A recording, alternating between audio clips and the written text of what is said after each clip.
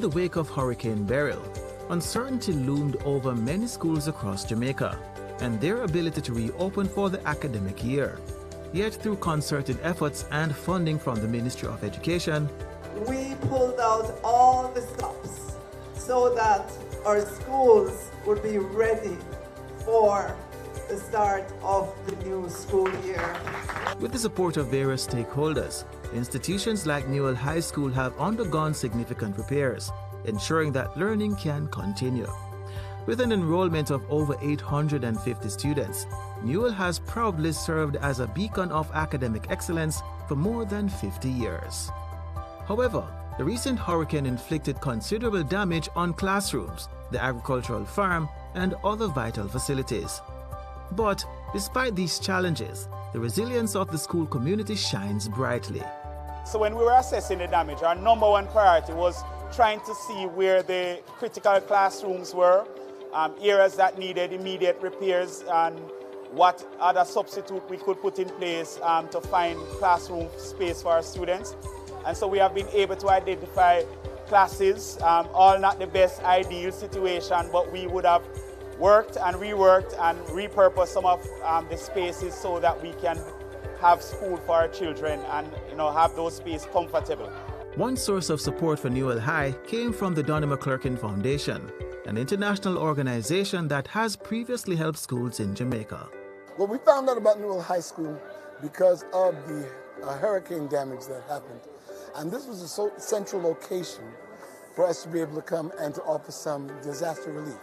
We had a disaster relief concert in New York to help facilitate all of this with the repairing of some of the things, the replacement of agriculture from the plants to the chicks to the seed. The support also involved the distribution of essential items such as clothing, non-perishable food, and book bags, all aimed at making a long-lasting impact on the community. Many were traumatized by the event, so we ensured that they were prepared and given support in that area. We would have also brought in several key personnel just to reassure them and to give them that support needed to ensure that school academically we would have prepared our teachers, have our professional development, have our meetings, strategize as to how best we could deal with our children coming back. And I believe that we are in a good position. As learning continues, Newell High School has formed strategic alliances to address educational needs. One of the things that we would have done this year is that we would have recognized that the reading levels of our children coming in, especially given the performance of students across Jamaica in math and English, and we'd have put in partnership with St. Michael's Theological College, a 7th grade academy, where we're placing special emphasis on developing the literacy and numeracy of our children in order for them to do well on external exams. Looking ahead, Vice Principal Bennett is optimistic about restoring the regular flow of school activities. And so we're really hoping that going from here, we'll begin to have some resemblance of normalcy, and that we'll get Jamaica back on track, united in the purpose of one nation under God. As the school community rallies together, the hope is not only to recover, but to emerge stronger, continuing Newell High School's legacy of excellence in education for years to come.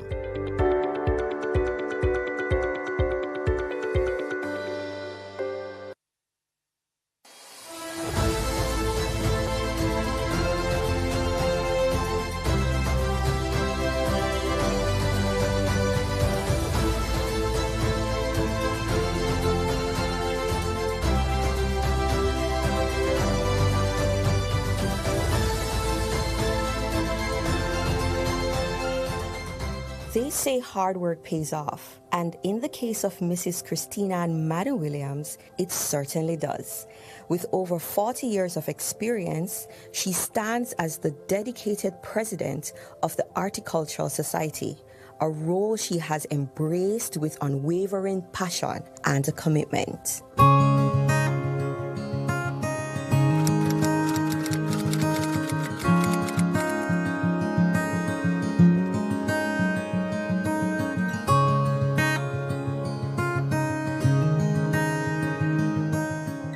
Mrs. Mrs. Williams' journey in horticulture began with the simple joy of observing her grandmother in the garden. Surrounded by vibrant blooms and lush greenery, she absorbed invaluable knowledge and skills that will lay the foundation for her remarkable success in the field. You really ought to inspect your plants every day. When you come out, you ought to inspect your plant to see what is happening. That's the only way you can correct something immediately and so allow it to thrive. You have to water it regularly and care for it generally to ensure that it doesn't take up diseases or pests. And so that can be a full-time job. One valuable lesson Mrs. Williams has learned from plants is their mastery of adaptability.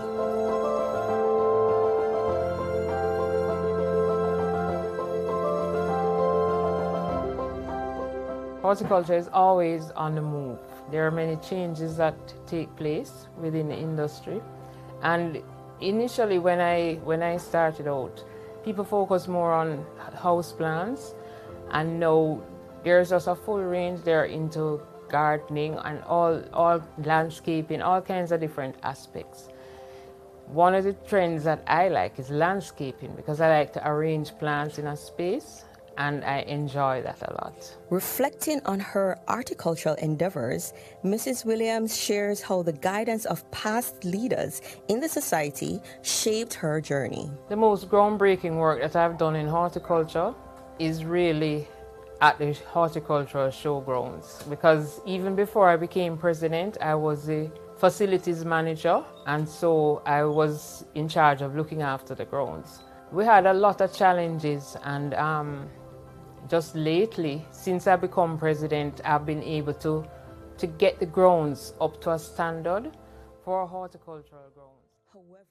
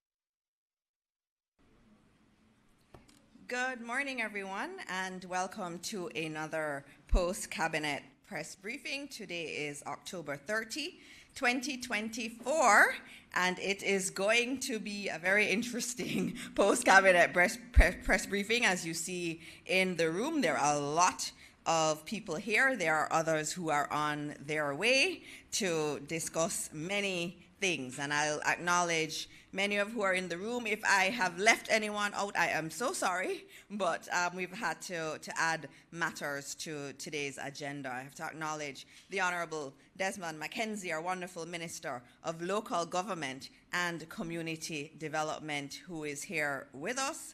We also have the Honorable Christopher Tufton, our Minister of Health and Wellness.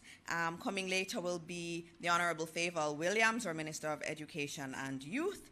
And we will also have the Honorable Robert Nesta Morgan with us, who is our Minister with responsibility for works. We have several permanent secretaries here with us, and we also have at least one mayor. We should have two mayors here with us today. We do have the Mayor of Morant Bay, His Worship Louis Chin, is here with us this morning. And as I said, another mayor should be joining us a little bit later.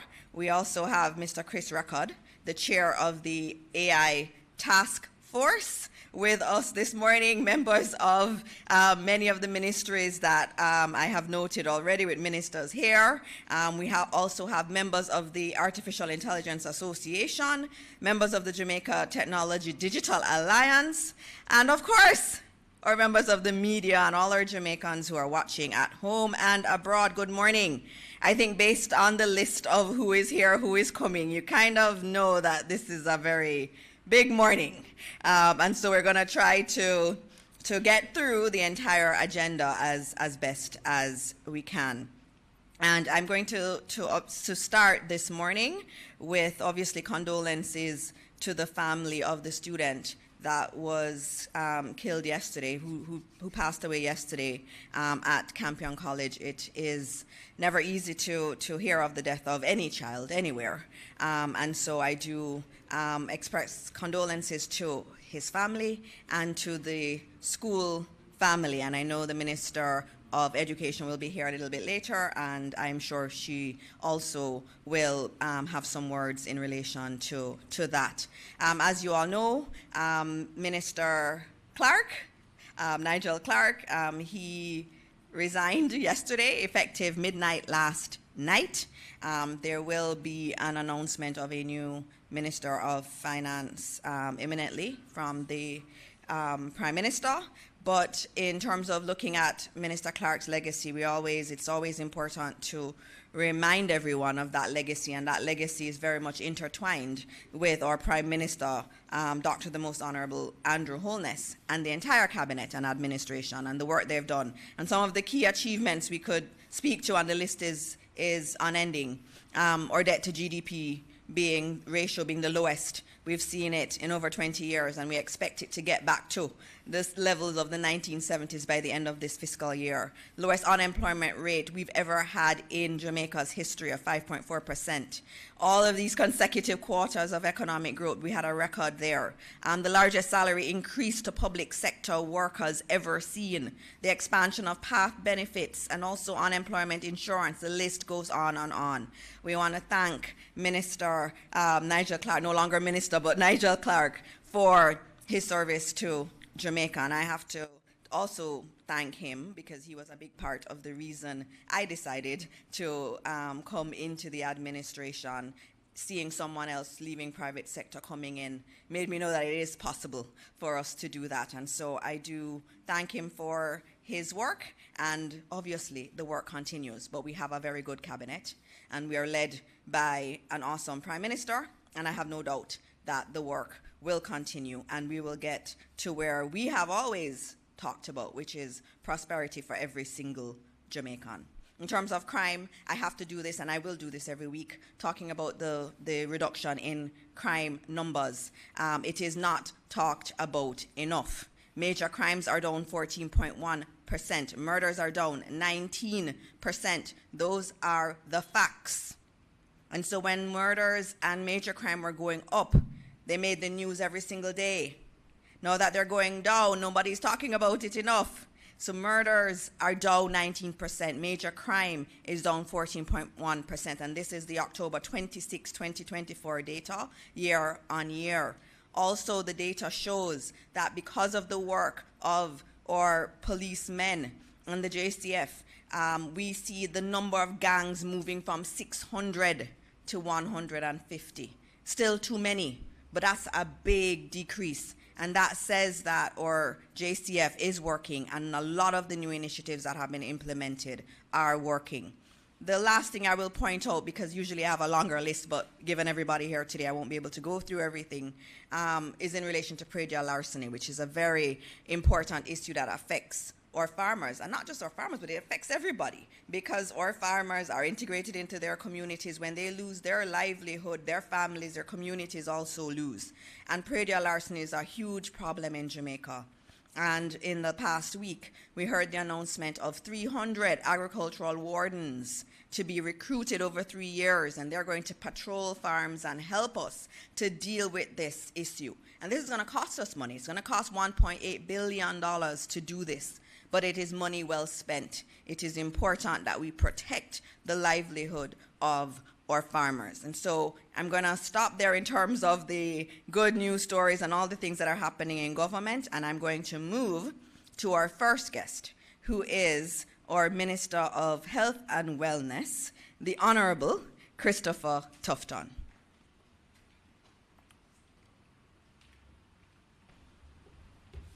Do not touch mic. Can I raise it a little bit? Oh, okay. Thank you very much, Minister. And based on all the guests that you have here, it almost seems like you're having a retreat. I will make my presentation swift and accommodate some questions because I have a meeting also at 9:30. So let me just say good morning to all who are here, and in particular my colleague, Minister Mackenzie, and of course your chairperson, Minister Dana Dixon Morrison. So I've been out of the parliamentary sittings, physically out, because of my unfortunate incident, and that kept me out for nearly 10 weeks, thereabouts. I think I limped in here one morning and did a press briefing. But generally speaking, I've had to be working remotely. So yesterday I gave an update on the things that have been happening, which normally I would do routinely, but due to the situation I was unable to do. So that presentation should be available on our website, the ministry's website. But I wanted to highlight a couple of things and then accommodate any questions in terms of the status of healthcare. For good or bad, my presentation came in the context of the opposition's press briefing the day before, based on some comments I had made at Bustamante Hospital for Children re a particular incident. And I used the opportunity to respond. And I just want to say as a starting point that, you know, we live in a democracy where the cut and thrust of policy discussion is a good thing. And we cherish that. And there are many jurisdictions where that is either not allowed or, in some instances, heavily restricted. I have no issues with debating policy and policy geared towards improving the well-being of the Jamaican people. But, you know, there's a tendency, if I may venture an opinion, that as we get closer to decision-making in our democracy, people sometimes tend to lose reason and logic around some of these policy discussions. And what I hear coming out of the opposition, unfortunately, is sends too many mixed signals as to the seriousness of intent. And I just want to say that a number of things, unfortunately, inaccuracies, which may create a bad impression, the wrong impression in the first instance. For starters, about the procurement process. We have a law that prescribes how procurement is done. Now, I may have some issues with it, to be totally frank, because I do believe that oftentimes it is very lengthy, it's bureaucratic, and we do not achieve the results that we intend to insufficient time. And while there are provisions around emergency procurement, even that sometimes has its own hurdles that has to be crossed. So any debate around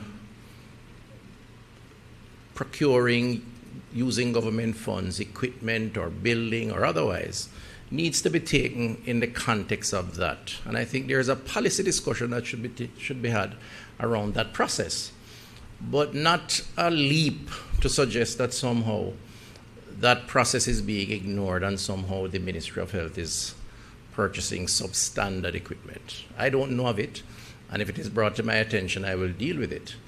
But I would encourage that we have a conversation more around the process than to start laying blame on all and sundry. And then the almost ludicrous comments around rapacious capitalism. We exist in a free market, and that market is guided by these processes. And I think we should be proud of it, despite its imperfections at times, because the alternative is far less perfect, which is for unilateral decisions around who gets what.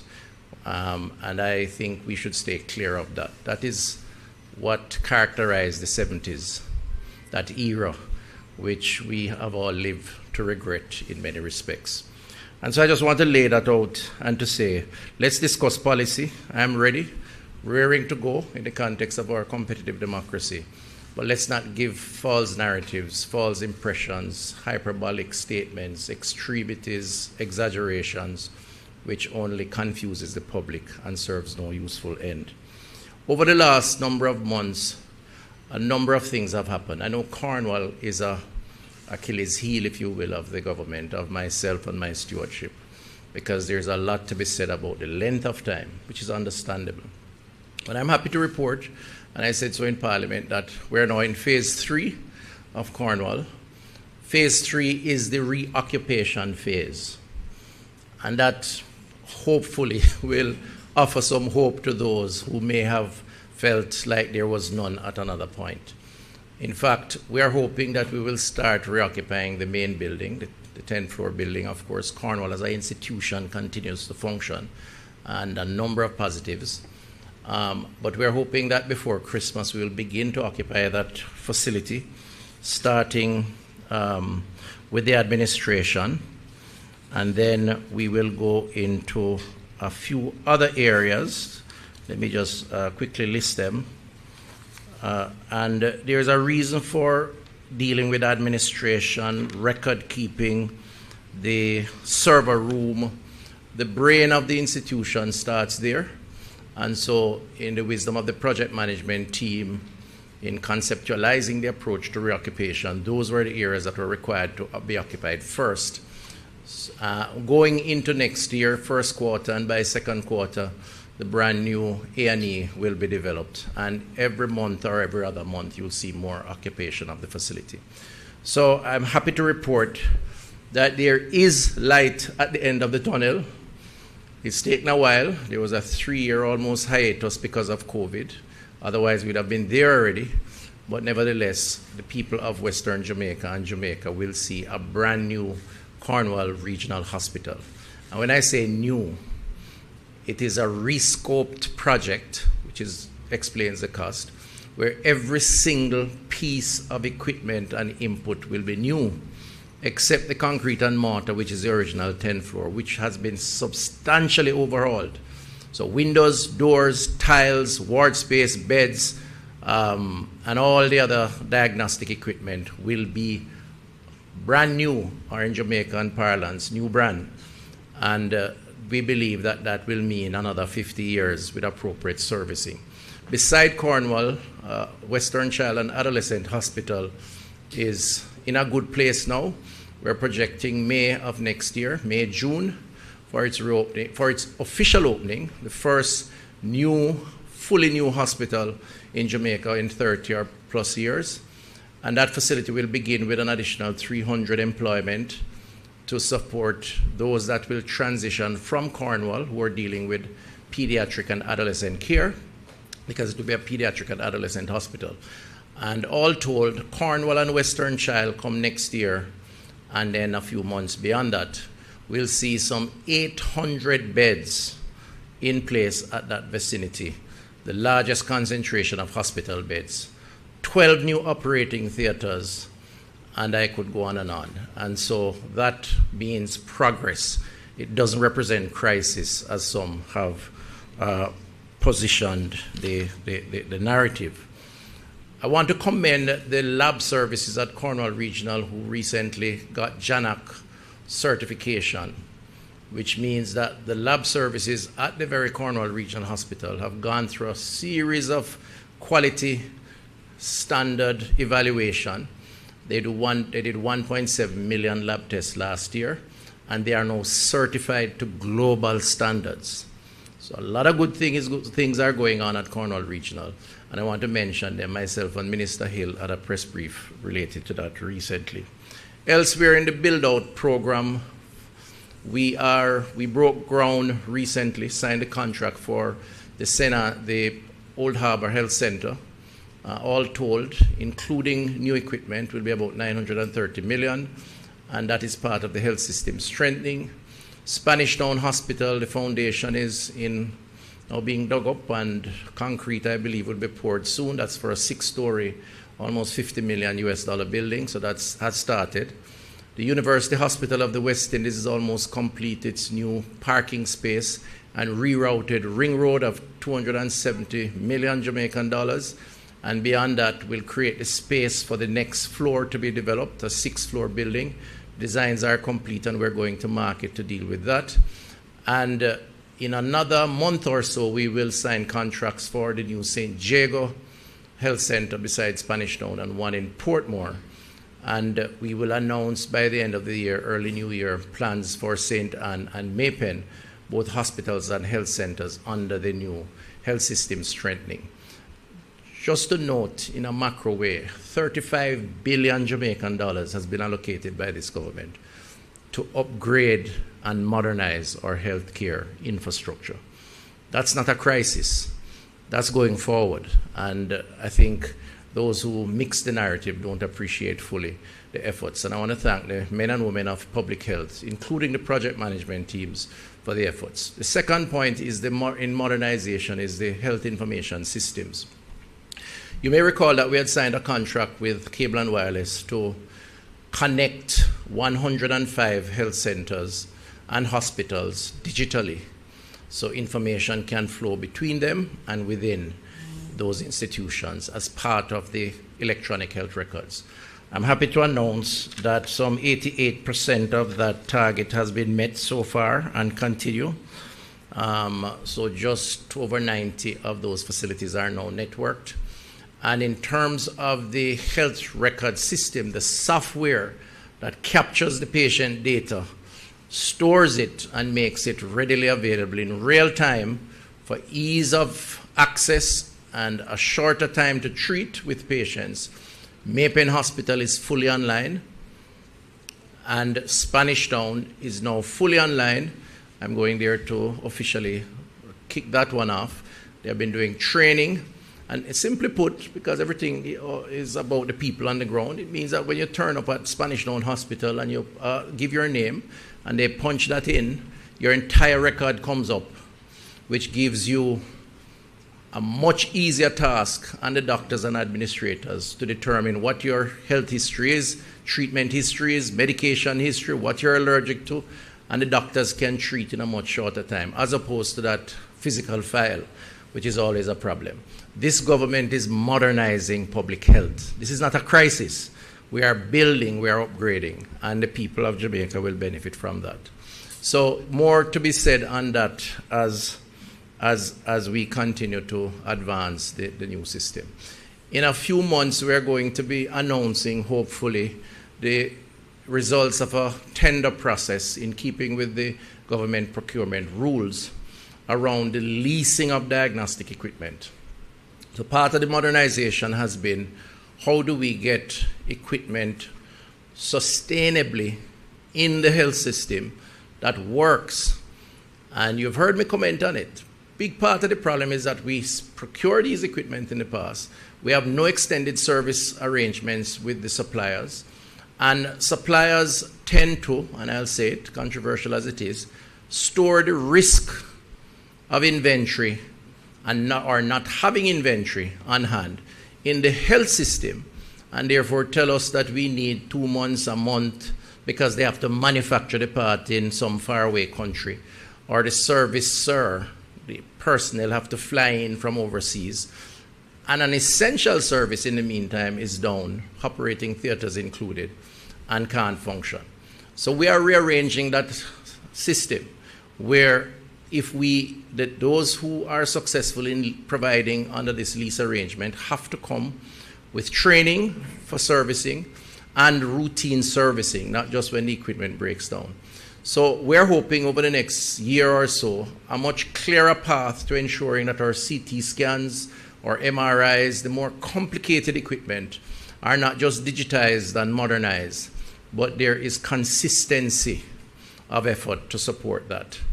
And the same is going to be for a number of the other moving parts, the mechanical parts in our health system. This week, the controversy that sparked these comments came out of an operating theater air conditioning system that never worked and or wasn't working. And I'm at pains to make the point that it wasn't a lack of money why the AC system wasn't working. The government issued a contract, the hospital, to the service provider. They were willing to pay for the repairs, and 6 months on, the provider could not do it. They had to terminate that contract, hire another provider, and hence the problem was where it was. The same could be said for a separate provider at Victoria Jubilee Hospital. The same could be said for another at Sablamar Hospital. We have a problem, and part of the challenge maybe with us in terms of how we manage and administer. In some instances, we're not perfect.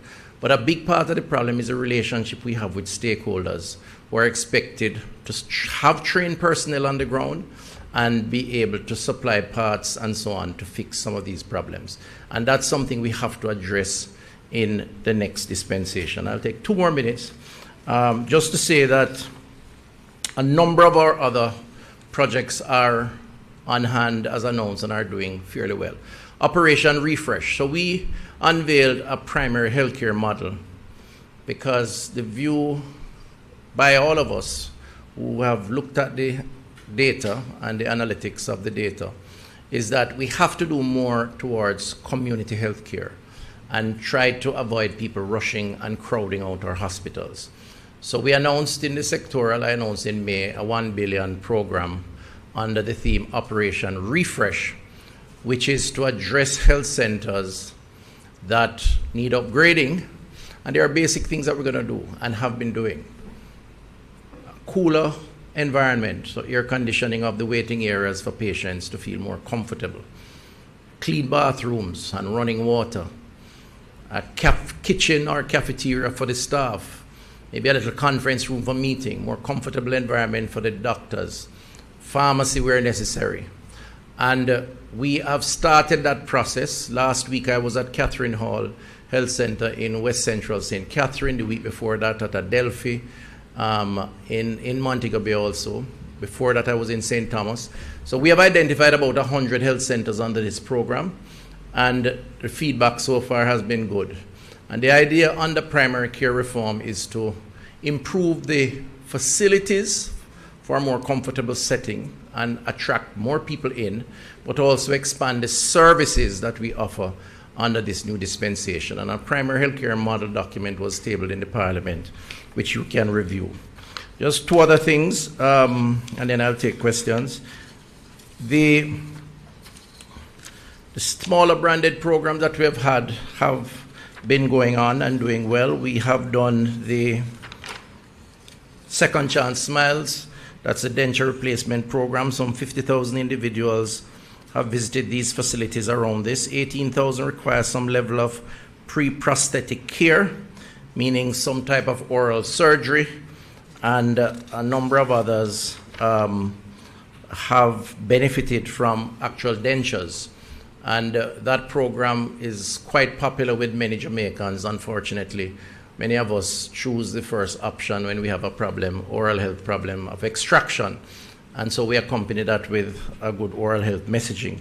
The New Limb, New Life, which is prosthetic replacement, 71 Jamaicans benefited $32 million under this program, diabetes being the major cause of people losing their limb.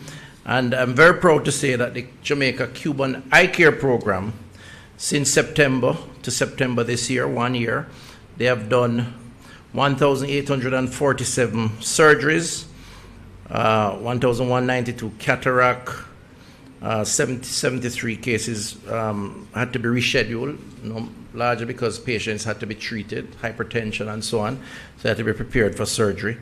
But the Cuban Eye Care Program has seen some 21,000 Jamaicans over the 12-month period. 17 Cubans, optometrists, ophthalmologists, and 5 locals, 5 Jamaicans, and they've really been doing a good job to enhance the eye care program in Jamaica. I think I'll stop there unless you have any particular issue you want to ask. Thank you very much. All right, thank you, Minister. And Naomi is here, so we will start to take the questions from the media at this time. All right, fantastic. Good morning, everyone. I recognize our media partners are here. Mahiri, are you starting? Morning, Minister. Mahiri Stewart here from Nationwide News. Yesterday when we were speaking on Nationwide at 5, we had brought up the issue of cancer screening. And you said that there were plans in place in order to procure more machines. Could you speak on how many mammogram machines we have in the country right now and what plans are in place to get more cancer screening machines in general? All right, don't quote me, but I think we have in the public health system, if you include UWI, which is semi-public, they have I believe KPH, Mandeville, Cornwall Regional, I think maybe about 6 or so, but I could be off because I know there are plans to acquire more. Incidentally, up to 5 years ago, we didn't have, I don't think we had 2. So we have made significant progress in that regard.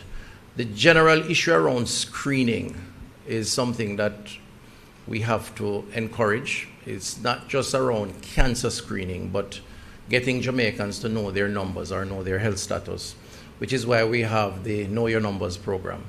So we have actually gone out, I think over the last year we did well over 150,000 different tests, not in the institutions, but taking it on the road into the town centers and the communities, where we have done a series of tests, including in some instances, not breast cancer screening, but prostate. But where there is suspicion based on general screening, we recommend persons to get screened. So I think we have to try and change that culture. People tend to go to the hospital when they're sick, not just for regular checkup. And part of that, of course, is cancer screening, because cancer rates are actually rising. All right, Minister, I hear because we have a packed house, the media will just allow the proceedings to continue. And okay, then excellent. Thank you very much. Remember that we had the Minister of Health here to answer all of your questions. And we only had one question, so I think what they're saying is they're good. They or they all know how to reach me, so you can call me if you need me. Thank you very much. All right, thank you, Minister. All right, so our next minister to come, and again, I always say this, our administration is very transparent, and we're here to give information to the media and to the public as best as we can. And a morning like this really does demonstrate it.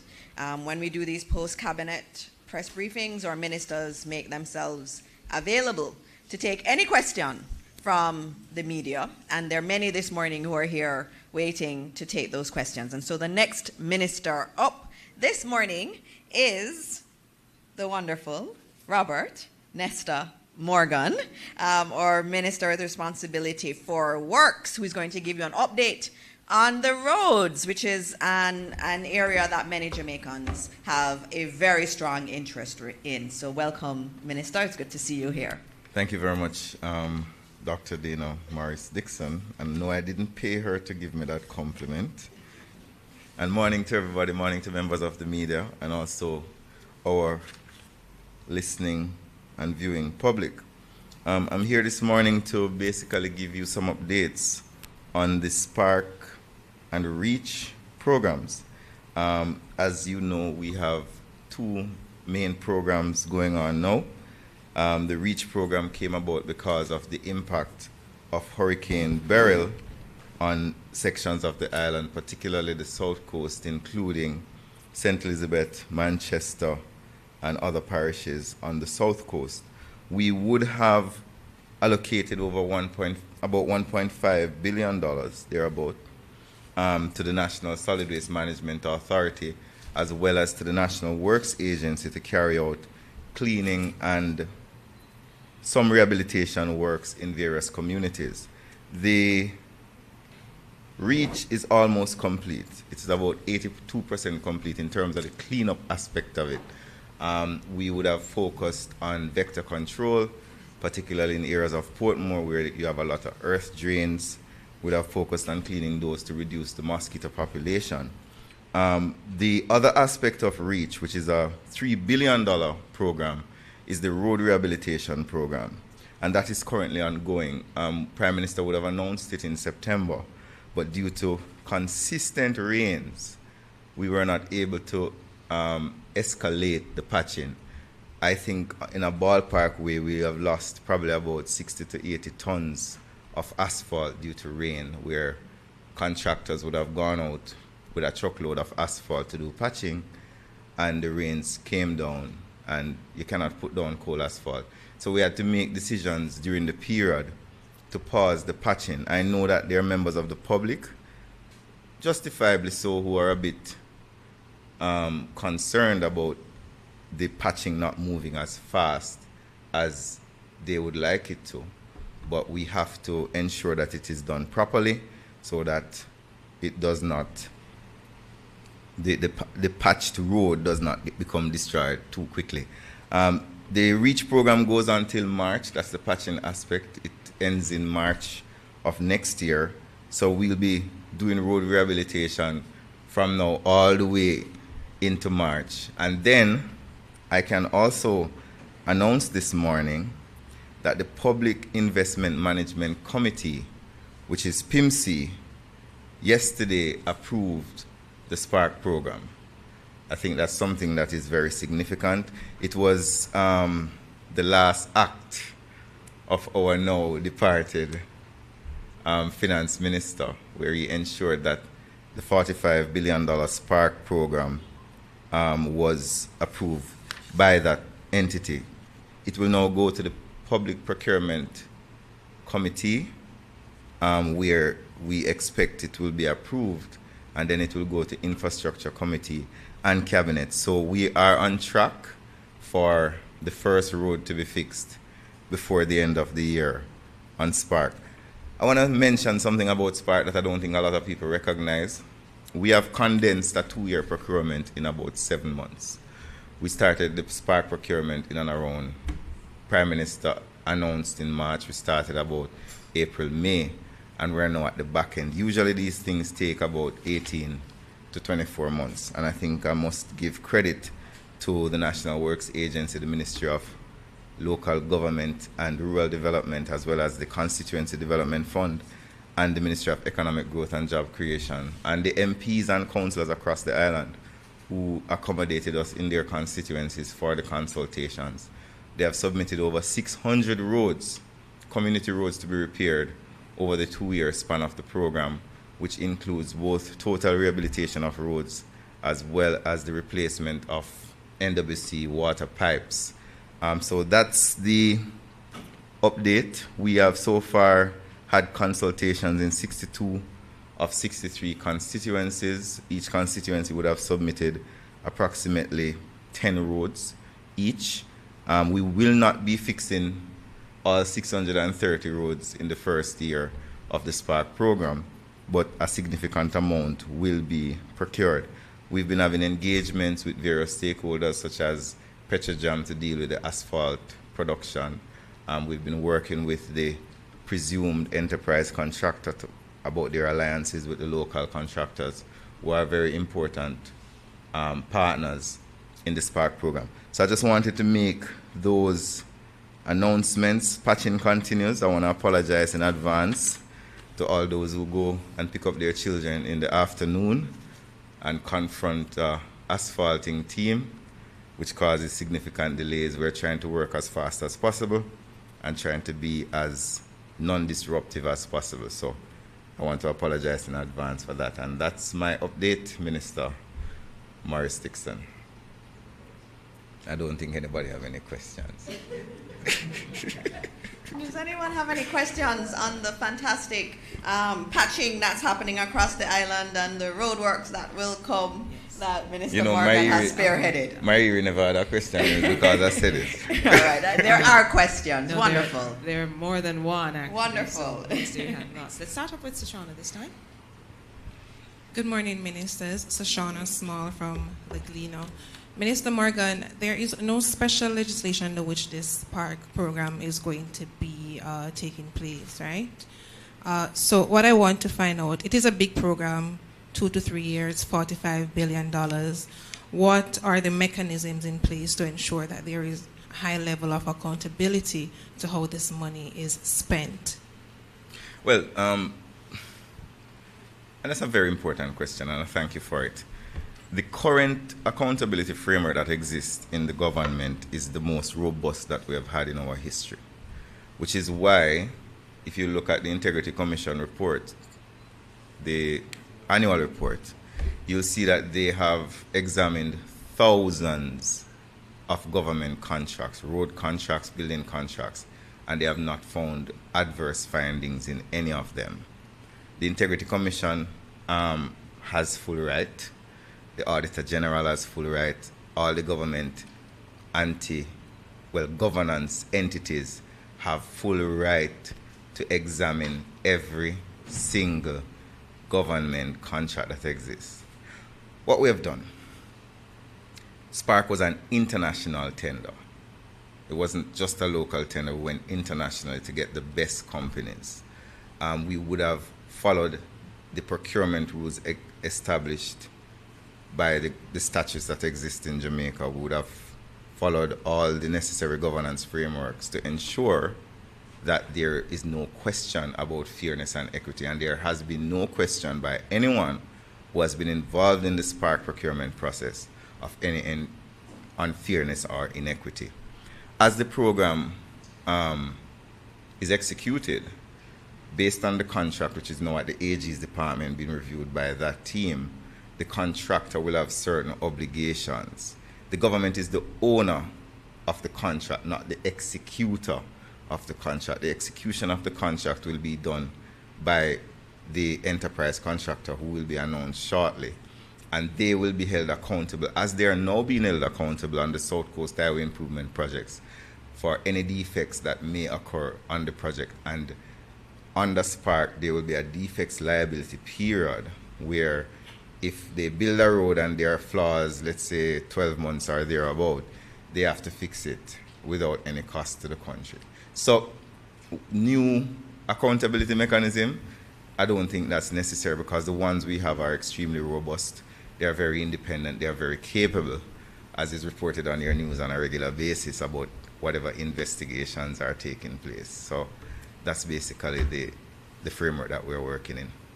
Minister, thank you for that comprehensive response. I see several persons online as well just asking, so when are we seeing asphalt on the ground? Is there an update in terms of a schedule of roads that would be repaired? So the Spark website is being finalized now. We will be publishing on the Spark website every single road that will be repaired and a presumptive timeline as to when they will be repaired.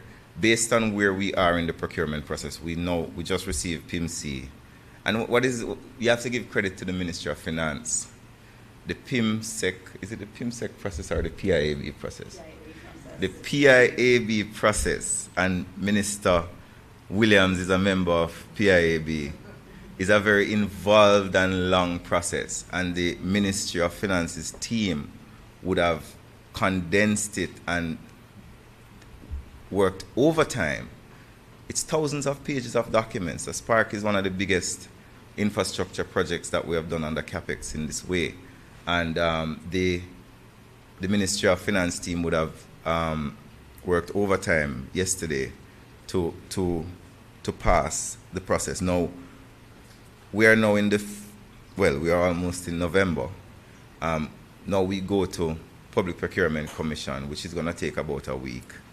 Then we have to go to Cabinet, which is going to take another week.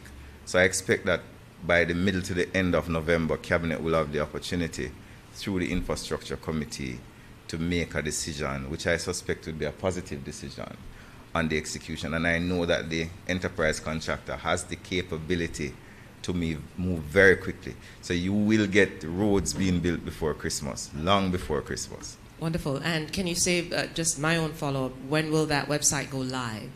Probably in another 2 to 3 weeks. Another 2 to 3 weeks. And then, of course, the public can go and look there as well. Mahiri, you have a question.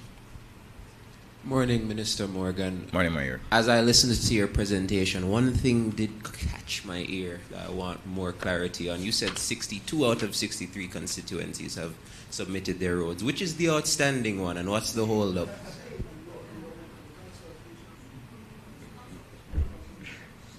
I think that we have already engaged with the Member of Parliament and to go back into the era, so I don't want to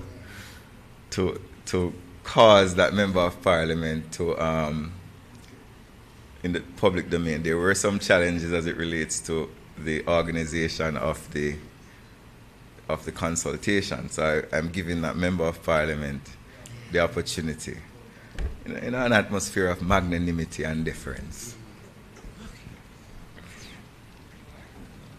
All right, again, our media practitioners want to make sure we speed the morning along. I think the AI team who is here too, I think both of them are looking forward to that. No more questions for Minister Morgan. Thank you very much. Thank you very much, everyone. Thank you. Thank you, Dr. Thank you very much, Minister Morgan. And again, the Spark program is going to be the biggest road improvement program we've done. And as he said, we've never done things like this. We have a website where any member of the public can go and see which roads are being fixed and look at timelines, and there is just accountability built into the PIAB process. And I can say that this has been very important, the roads. I have projects in PIAB lined up and Spark skipped them. I'm not so happy, but it is important. And for many Jamaicans, the roads are an important issue, and we've had to prioritize it through the PIAB process. And it's a good day when we hear the minister say that the Public Investment Management Committee has approved it, which means it is full speed ahead after Cabinet approves it on Monday. All right, so the next team up is one that every week I come here I'm asked about. When is the AI task force report being finalized? When is it going to be done? And so today we are going to have an update from the chair of the AI task force on that. And artificial intelligence in terms of the government is very important. AI is here. It's going nowhere. As a country, we need to be prepared for it and prepared in every single element of our society. Many of our businesses are already using AI. And we have educational institutions. And as I said that, the head of the AI Association just walked through the door. And I know at the University of the West Indies, they have invited me to some of their own hackathons. And when you see our brilliant young people using AI to solve problems that we have in Jamaica, it is amazing. And so what we have to do as a government is ensure that we're ready for what is already here and what is to come. And that's why the government decided last year to appoint an AI task force. And I have to thank Minister Morgan, who is here, and I'm publicly thanking him, because I know before the first day I came in with responsibility for digital transformation, I got a call from him saying, I was working on this AI task force thing, and I think you should get it since this is now your portfolio. And he handed over documents to me because you'd already done so much of the pre-work, and so all I needed to do was to take it forward. So I want to thank Minister Morgan, and it's nice for you to be here this morning when the AI Task Force is actually presenting its report. And again, this is collaboration. We collaborate like this. We get along really well in Cabinet, and we love working together. And so this morning, Chris Record is going to come as the chair of the AI Task Force to report to you on the findings of the AI Task Force, its recommendations. And there's a lot of work to come, but they're going to tell you what they found very briefly, and we'll take some questions from you. Thank you. Chris Record. Please welcome Chris Record. Not touch the mic. Good morning, ladies and gentlemen. All the protocols having been already recognized, thank you very much. Ministers are here. I'd like to also recognize our task force members that are in the audience. I see Trevor Forrest. I see Dr. Sean Thorpe. Who else is here that came in afterwards? Okay. Professor Kaur is here. And also, let me just make sure that I'm pronouncing everybody's names properly because I don't want to make any mistake. My own member who just walked in is, let me just get this properly, is, okay, Ruth Baker Gardner, Dr. Ruth Baker Gardner here, and Dr. Professor, yes, Cora already mentioned you. All right, folks, okay, and also Mr. Carswell is also here. Members, thank you very much for being here. So, folks, the task force was created about a year ago, a little over a year ago, and we were given a year to do this job. In a world where artificial intelligence is no longer a futuristic concept, but a present reality, countries around the globe are leveraging this powerful technology to drive innovation, enhance economies, and improve lives. As a nation, we must not only recognize the shift, but actively position ourselves to be leaders in this transformation, leaders in the region. So today I stand before you with a combination of months of research and analysis and deliberation, and a set of recommendations that not only reflect the opportunities AI presents, but also addresses the challenges that we must navigate as a country. And Minister Morgan, you know, some of those challenges you mentioned a while ago, and the length of time that some of these things take, AI can in fact shorten a fair amount of these activities if we do our work properly and allow it. So the task force document was presented to the ministry, and of course, being a digital transformation set of people, I'm just showing it to you digitally, was presented to the Office of the Prime Minister recently. The process was detailed. We had our various groups split into various smaller committees, where each committee delved into a certain number of thematic areas where research was done, global documents were reviewed, policies from other countries, we took a look at, and we ended up with coming together with our own perspective. So we did a SWOT analysis of the organization, of the country, and we have our strengths, weaknesses, opportunities, and threats listed in the document. And then we also then broke down our recommendations in 9 specific areas, and I'll just outline these 9 areas right now. So area number 1 is AI for innovation and economic growth. Number 2, education and workforce development. Happy that Minister is here with us. Number 3, public awareness and sensitization. 4, AI infrastructure and technology. International cooperation in AI, number 5. 6, legal and regulatory frameworks for AI. Government and industry collaboration, number 7. And then, of course, there can be no AI policy document without discussion around the ethical foundations of AI.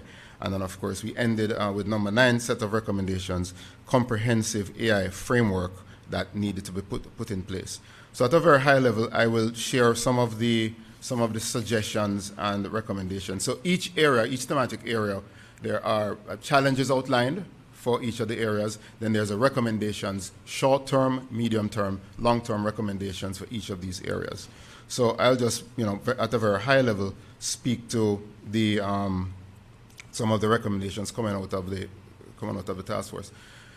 The task force membership in totality consists of public sector, private sector, and of course our academic institutions. So there is feedback and experience and expertise coming from all areas.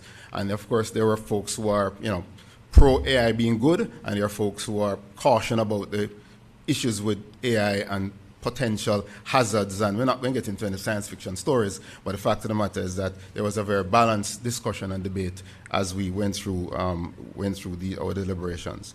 So in terms of some very high level around our SWOT analysis, the strengths, talking about the high level of alignment with the Vision 2030, our strategic geographic location, there has to be something said for that where we are.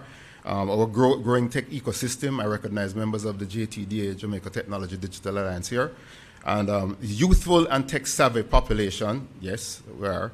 And of course, collaborative regional efforts. One of the things that we did have a member on our committee that was connected to the UNESCO Caribbean AI Policy Roadmap document. And so there's a fair amount of taking a look at UNESCO documents that contributed. And of course, one of the things that I made sure that I had to put in there, a line item, that Jamaica is a cultural superpower, right?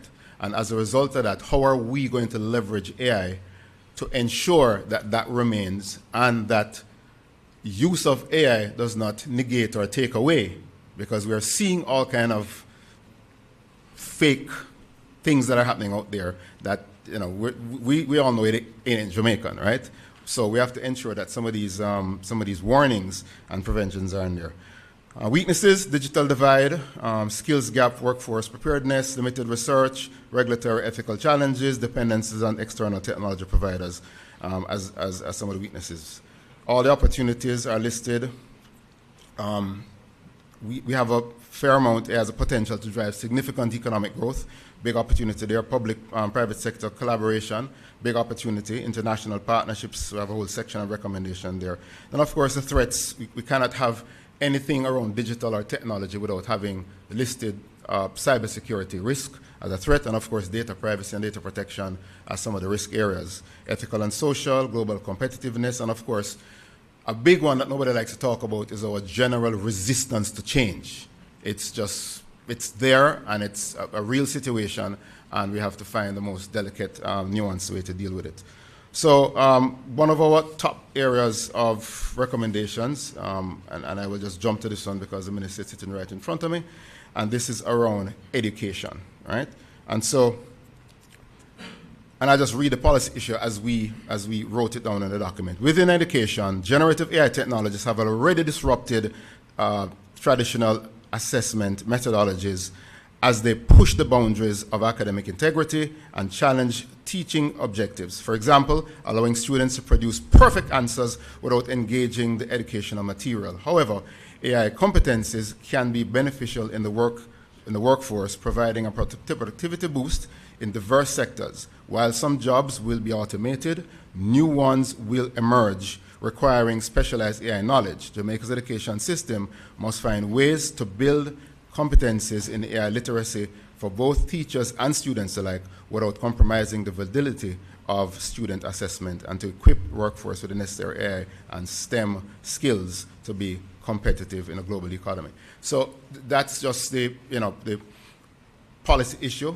We listed the challenges in that area. Then, of course, there's a list of recommendations. Because it's education, I think is massively important. I'll just list the short-term recommendations we outlined, and those short-term include integrating AI and coding into the national curriculum for AI for all educational levels. Launch teacher training programs focused on responsible AI use and effective assessments. Now, it's not that we are in there navigating and pushing that we want every student coming out of our school system to become coders. No, what we want to happen is that everyone understands the capabilities of what these tools can give. So whichever area, whether it's farming, whether it's medical, whatever areas that they want to go into, they must know that this is a tool that they can use to enhance what they're doing and take it to the next level. So that's just one that I'll highlight and outline. I will also mention the other one around building AI infrastructure and technology. Again, our team debated and discussed. The fact of the matter is that will we be considered an AI producing country, or are we going to be leveraging AI to enhance what we are already producing? So, the whole discussion is about, we might need the right infrastructure to support AI. We know what areas, many areas in Jamaica, particularly rural regions, still lack fast, reliable internet. Improving digital infrastructure, expanding broadband access, and developing data centers are essential for Jamaica to support AI technologies. So the question is, how much of that are we actually suggesting and digging into versus the others where we're actually just leveraging what exists? Some of my friends every now and then say, look, Kingston is not Jamaica, and it's something that we have to remember. We have to figure out how's rural leveraging it, leveraging some of these situations. And of course, ethical and regulatory framework, there has to be some recommendations and suggestions around that. To guide this responsible use, we aligned our recommendations with global ethical standards like the UNESCO's guidelines along AI ethics, which outline best practices for countries like Jamaica, because it was actually for the small island developing states in the region. So, next steps, what does the future hold? We laid out, as I said, we laid out a list of short, medium, and long term. At the end of the document, we did have a table, so you could, skip to that if you need to, around all the various thematic areas which was outlined earlier. So at a very high level, that is the report. We have a call to action in closing, and I'll probably just go straight to that section, which is, very, very short. And I'll just kind of read that little section there, where we just concluded that this comprehensive set of policy recommendations provides a pathway for Jamaica to embrace AI as a catalyst for national development by addressing critical policy issues, fostering innovation, and ensuring ethical AI use. Jamaica will be well positioned to leverage AI for sustainable growth and cultural preservation, creating a future where technology and humanity thrive together. We did have very, very robust debate around our cultural reality, because as I said, Jamaica being a cultural superpower, what's going to happen to protect, to ensure? And I brought that back because we had to ensure that even in the conclusion, we put in the word for sustainable growth and cultural preservation, because again, that's one of the things that we have going for us. I sit on 1 and 2 committees and government boards, and there are situations where organizations have been approved for 30, 40, maybe 100 positions, and they've been looking to fill these positions for 2 years and can't fill them. So I have a different view and concern when I hear folks worry about AI is coming to take over the jobs. I said, what about the jobs that we can't find? All these positions are there. I sat in a room with an ED just 2 weeks ago where the person is explaining all the challenges and they only have 2 people to do this job. When I listen to the job, the description of what the person has to do, I'm like, technology can do that in 2 seconds. I have 2 or 3 people that I could call in right now to have them write something to help with that. We're not replacing the job. We need to find 5 more people and we can't. So some of these things are something that a number of us in the industry and a number of us as task force members here have debated and discussed around what we need to consider. So, folks, at a very, very high level for the short time that I was given, I hope that I give a high-level overview as to what the document is, just around 30 pages long. And we had a very interesting way of capturing the information from the entire group. Because, of course, when we have these committee meetings, not everyone comes to every meeting. So we had in-person meetings physically here in this very room, and then we had meetings online where we put out all the thematic areas, and everyone contributed to them online, digitally, and then we massaged and pulled that information, created a first draft, sent it to everyone. We got feedback, and then the last 2 meetings, sit down where we literally read the entire document word for word, and robust debate again as to what must be there, what mustn't be there, what has to be in there, why this must be there. We must put this in 3 places because it's massively important. So, folks, that was the work that was done. And again, you know what? I need to just have our members stand so people can see who they are. So, Carswell, Top, Trevor, come on, stand up. Prof. Core, Rita, oh, no, you're not part of that committee, you're the other committee, PSOJ. So I had some folks from PSOJ who actually contributed. And who else? Marjorie, you're not part of the committee, you're not standing, Marjorie? Come on, folks. So this is a part of our task force here, folks. Out of the 18 persons, we have 6 or 7 right here. So thank you very much. And any questions around the AI task force? Thank you very much, Chris, for your work. And I have to thank the entire task force for all of their work. Their report went to Cabinet last week, I believe, and Cabinet received the report and was very happy to see that the report was completed. In many instances, task forces take a long time, and they go sometimes years after their deadline. They were appointed for a year. I think you were only 6 weeks late. That's it. But there was a hurricane. So I will say they were basically on time, which is not usually the case. So I have to congratulate the task force for that. I'm going to open up for questions on the report. Boy, the anxious gleaner is ready. They've been asking for weeks, so let's start off with Shoshana. Every week you've asked, and here it is. Good morning, Mr. Record Minister. My name is Shoshana Small from the Gleaner. So my first question is, the AI boom started, over 2 years ago, and you mentioned it yourself, where you're seeing it being used in different sectors in society. Now, do you think that we were a little bit slow out the blocks in terms of having our recommendations just being popularized for how we are supposed to leverage this technology and to guide its implementation and its use in Jamaica? Do you think we're a little bit slow? Short answer is no, I don't think we're slow. For us as technologists in the room, and I do see some of my friends who've been in the industry for 40 years, there's some of these technologies come, and there's an organization, a global organization called Gartner, that has something called a hype cycle. And there is a hype that happens with the technology.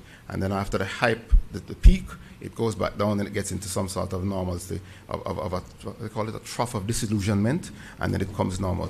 We're just at that hype cycle right now, and we're coming back down.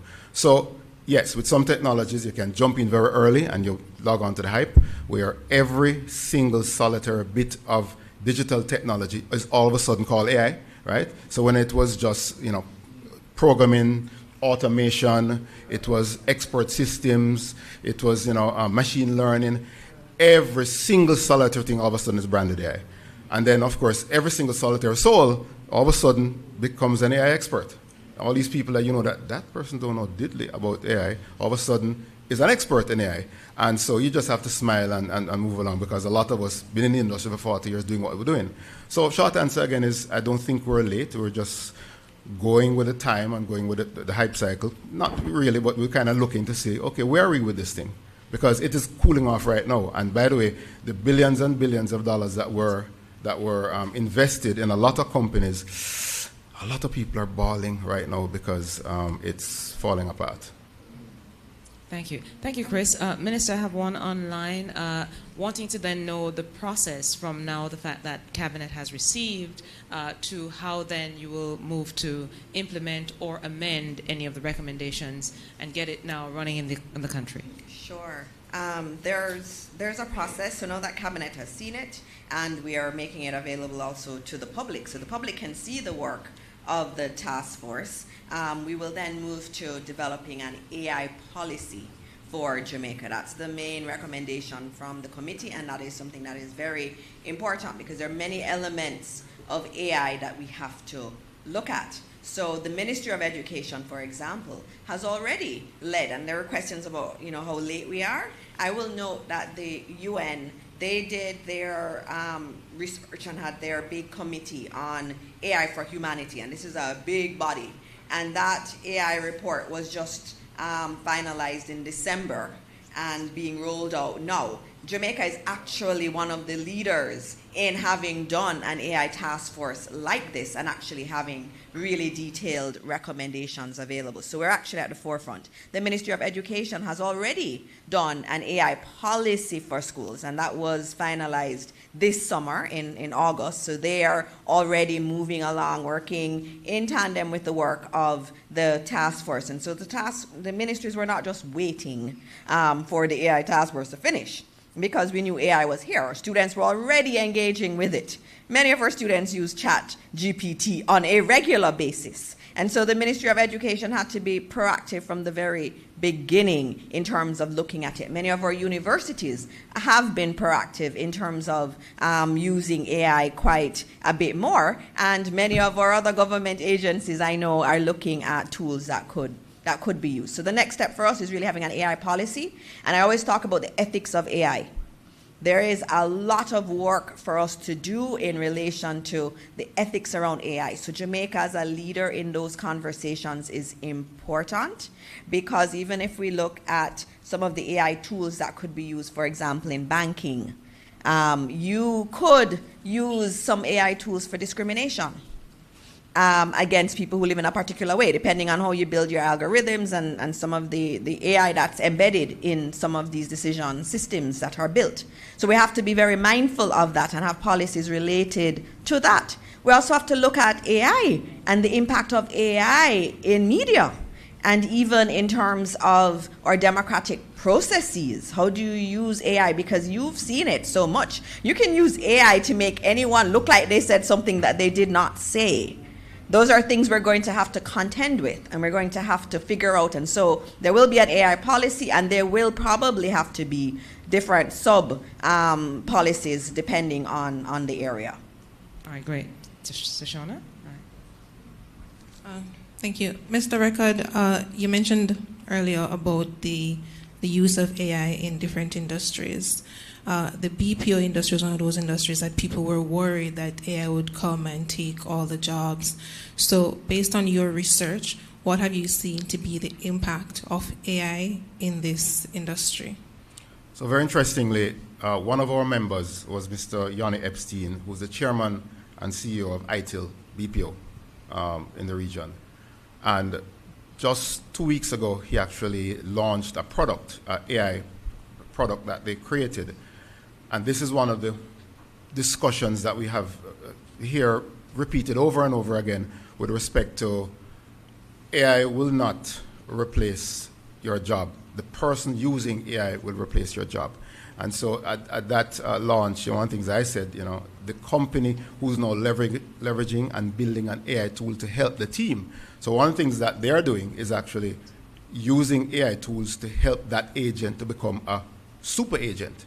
So they're able to deliver a lot more services to their customers globally, because they have global customers that use their services here. There are some jobs that will be reduced, the amount of them, because AI tool or technology can do it a lot faster. But similar to all the other industrial revolutions that have happened before, where there's a continuous worry, at the end of it, there was always an increase in more people being hired around the area because of the other retraining, reskilling that took place in that industry. So same here. I mean, yes, one caution is that this is the first industrial revolution where the technology, quote unquote, can actually think for itself. So this is a little different. But this is now just another thing for us to learn. So, in our discussions with the BPO industry, they are leveraging it a lot more than we're actually realizing, right? So, when a call, just for example, one of the things that were explained to us, when a call happens, there's a lot of analysis that they have to give back to their customers. How long the call took to be answered, how long was the person been on hold, what was the mood during the call, did the customer seem happy, and all of that. Remember, for those of us who call into call centers, we hear something that say, this call may be recorded for whatever purposes. So a person was actually sitting down and listening sometimes randomly. Guess what they're now doing? They're using AI now to do all of that fast. So instead of waiting a week or two, almost instantly after a shift finishes, they are now able to deliver that report. So long and short of it, all I'm saying is that from the information that we have gotten from that, that experience, they are offering a lot more to their customers using AI instead of actually losing out. That's what we're hearing. Now, in the Philippines, I've done some research there, because that Philippines, as we all know, is the global powerhouse on BPO. the same exact worry and concern.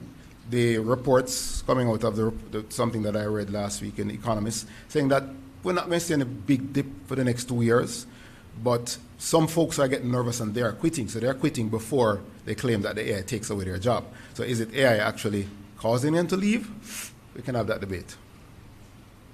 Thanks for that, Chris. Ahead of Mahiri's question, I just wanted you to contextualize for us how far ahead of the curve Jamaica is in relation to the Caribbean and the rest of the world, really, to make the point that, you know, we really are dealing with the AI issue in a comprehensive way. So when we took a look at at a lot of the more developed nations and looked at the policy guidelines that they had, interesting enough, we didn't find a tremendous amount. I think when we broke up in teams and we all looked, we probably came up with maybe 30 or 40, and then through that filtering process, we narrowed it down to about 12 or so Prof Core that we actually said, let's just use these because of the advancement of that country and all that. So I think we're in the midst, but Caribbean-wise, we're early. As Minister said a while ago, we're very early. We are getting calls from folks, hey, how did you do it? Can you come and join our... There's a regional discussion taking place. I went on the call once. I haven't heard anything back from them as yet, but that's how these things are. They take a while, to gel. But I don't know if any other task force members want to throw in anything else, but that's where I think regionally we're ahead. Globally, we're not lagging. We're not lagging at all in what we're doing. Thank you so much, Chris. All right, Mahiri. Morning, Mr. Record. Mahiri Stewart from Nationwide News here. Just a pretty generic question, I guess. Throughout the discussions you had in the compiling of this report, what would you say AI poses as the biggest threat and benefit to the country? Well, the biggest benefit to the country is all of the various industries that can actually leverage some. Remember, one of the things I said, just as a caveat, we're taking almost every bit of automation now and calling it AI, right? So all of the various technologies and tools that were available to help the various industries that make our country move forward are being used. So, weird example, I've been looking at tourism, one of our biggest earners. And when you see how some folks are using AI to enhance an online experience of a country, right? I was just in Rome last week for a trip with another government organization. And when you see how, before you go out and visit an attraction, when they use the AI tools to enhance what that attraction is, you definitely want to go like today, like right now. You can't wait until your scheduled visit was next week Friday. So it is using that, and that's one example in terms of tourism, in terms of, let's say, agriculture, leveraging out of the tools and technologies for weather prediction and all of those areas are some of those positives. On the negative side, we see a lot of the things that are happening on the negative side with deep fakes, videos and all of that. The other negative challenge that is a real challenge is there was a death recently that was blamed on an AI chatbot, where the child built a relationship with this AI chatbot, and as a result of whatever it is, it's in court right now, that the child committed suicide because of whether it was told to do so. So I have a weekly AI meeting, a global meeting with about 60 or 70 countries that I join every Monday. And that case was the deep discussion on Monday gone, where the concern was us using this technology. How can we monitor and manage people building relationships with chatbots, right? Where, sometimes some of these folks think that this thing is real. And at the end of the day, the whole concern is, it got back into, our Minister of Health is gone, but it got back into mental health. And how do we connect that back to a balanced lifestyle? So, sir, that's one of the negatives that's there. That's a real global negative. It's in every major business magazine. They're talking about it right now. Chris? But that's a deep one. We're going to need to move on. We're just going to take one more question. Just to note, I'm going to ask you to bear with me. We are going to have the Minister of Education and Youth do her presentation. The Prime Minister is planning to come by soon, so we're going to need to wrap up these so that we can move to the presentation from the Prime Minister. So I'm going to take one more question from the media on AI, and then we have to move on. Chris, you'll be available to the media after. I'll be here. All right, wonderful. So let's then get to Kalisha. Good morning, everyone. Kalisha Williams, Television Jamaica. Mr. Record, I know a general election is around the corner, and one of the greatest challenges we find is, especially during that season, you find a lot of deep fakes, persons saying things they did not actually say, audio sounding like the person, but it's not really them. Any specific policy recommendation that the task force has made in terms of dealing with these issues? So before the task force was created, our minister reached out to our committee. So we have members from the PSOJ's Innovation and Digital Transformation Committee here. And some of us came together and quickly put together a list of suggestions and recommendations around that. Because guess what? It's the same thing all over the world. I mean, the US election is next week, right? And they're battling it big time. Now, so one thing that you have to realize is what puts that content in front of your eyeballs? It's an algorithm. It's something that is happening there. So we can write policy, we can make recommendations all we want, but if you, the general consumer, is clicking on certain types of links because it grabs your attention, remember, the objective of the system is to build engagement, which, by the way, for the gentleman that asked the question, that's also another risk. When the systems are built for engagement, you're going to do every single solitary thing in their power to get more engagement. So who is to blame? So it's a challenge, and I don't think Prof. Thorpe, I mean, we've had this discussion. How deep can we go with our recommendations when you're the ones pressing the button to get the more rage? Because we see what's happening in North America, rage sells. All right, thank you. Thank you very much, Chris. It's clear that you need to do some public education town halls for us to have more discussions around this issues. There are a lot of issues involved here. And so I thank you again for your service to Jamaica, your free service to Jamaica, and all of you for your work on the task force. And I have to mention one individual who is at UWI and a member of the task force. I got a letter that said, you know, I have studied AI. I did not know who this lady was. And she said, I've studied AI. It's an area that I have an interest in. Can I serve? I heard you in the media say you're having an AI task force. Can I join? I didn't know who she was, but she had the expertise, and I said, yes, you can join. And there's so many Jamaicans who want to support in that way, and we are here to facilitate your supporting. And so I thank the entire AI task force again.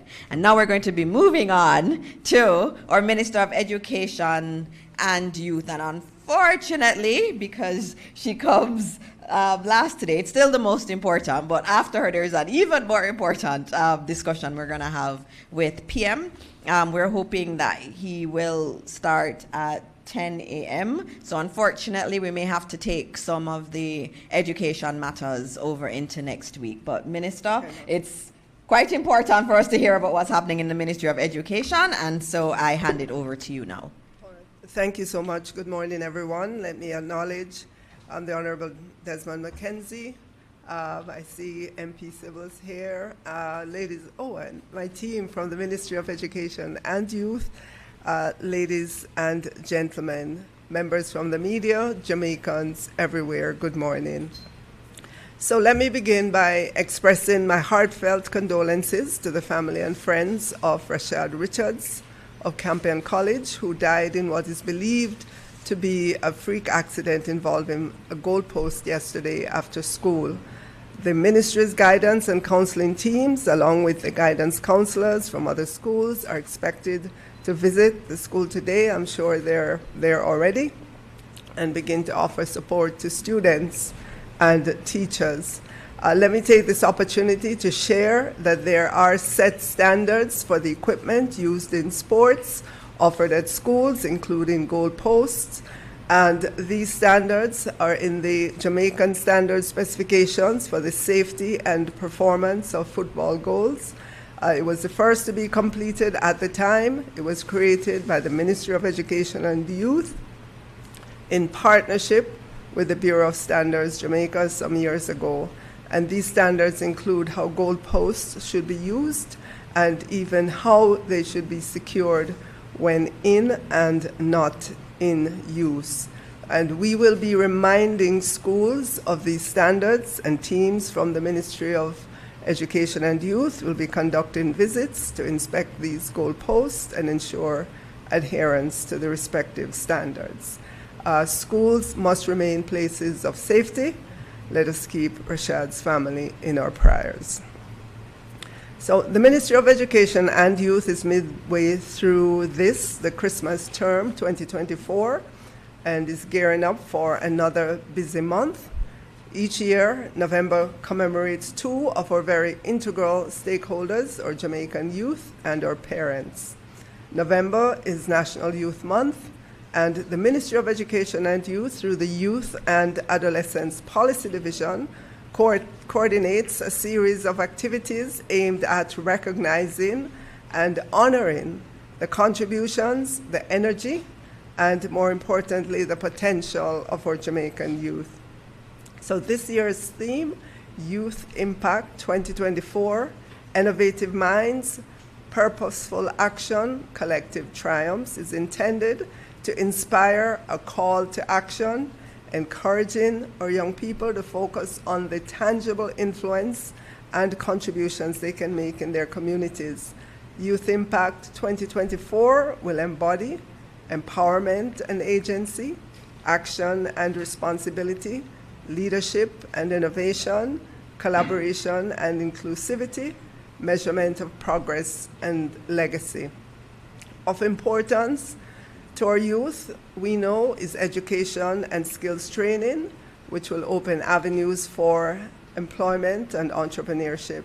And as a government, we have significantly and commendably reduced youth unemployment from where we took it at approximately 25% to where it stands now in October of 2023 at about 10%. We want to highlight the collaboration between the Ministry of Education and Youth and HEART's LIFT program, which is facilitating the placement of 2,500 Jamaicans into roles within their preferred fields over a number of years.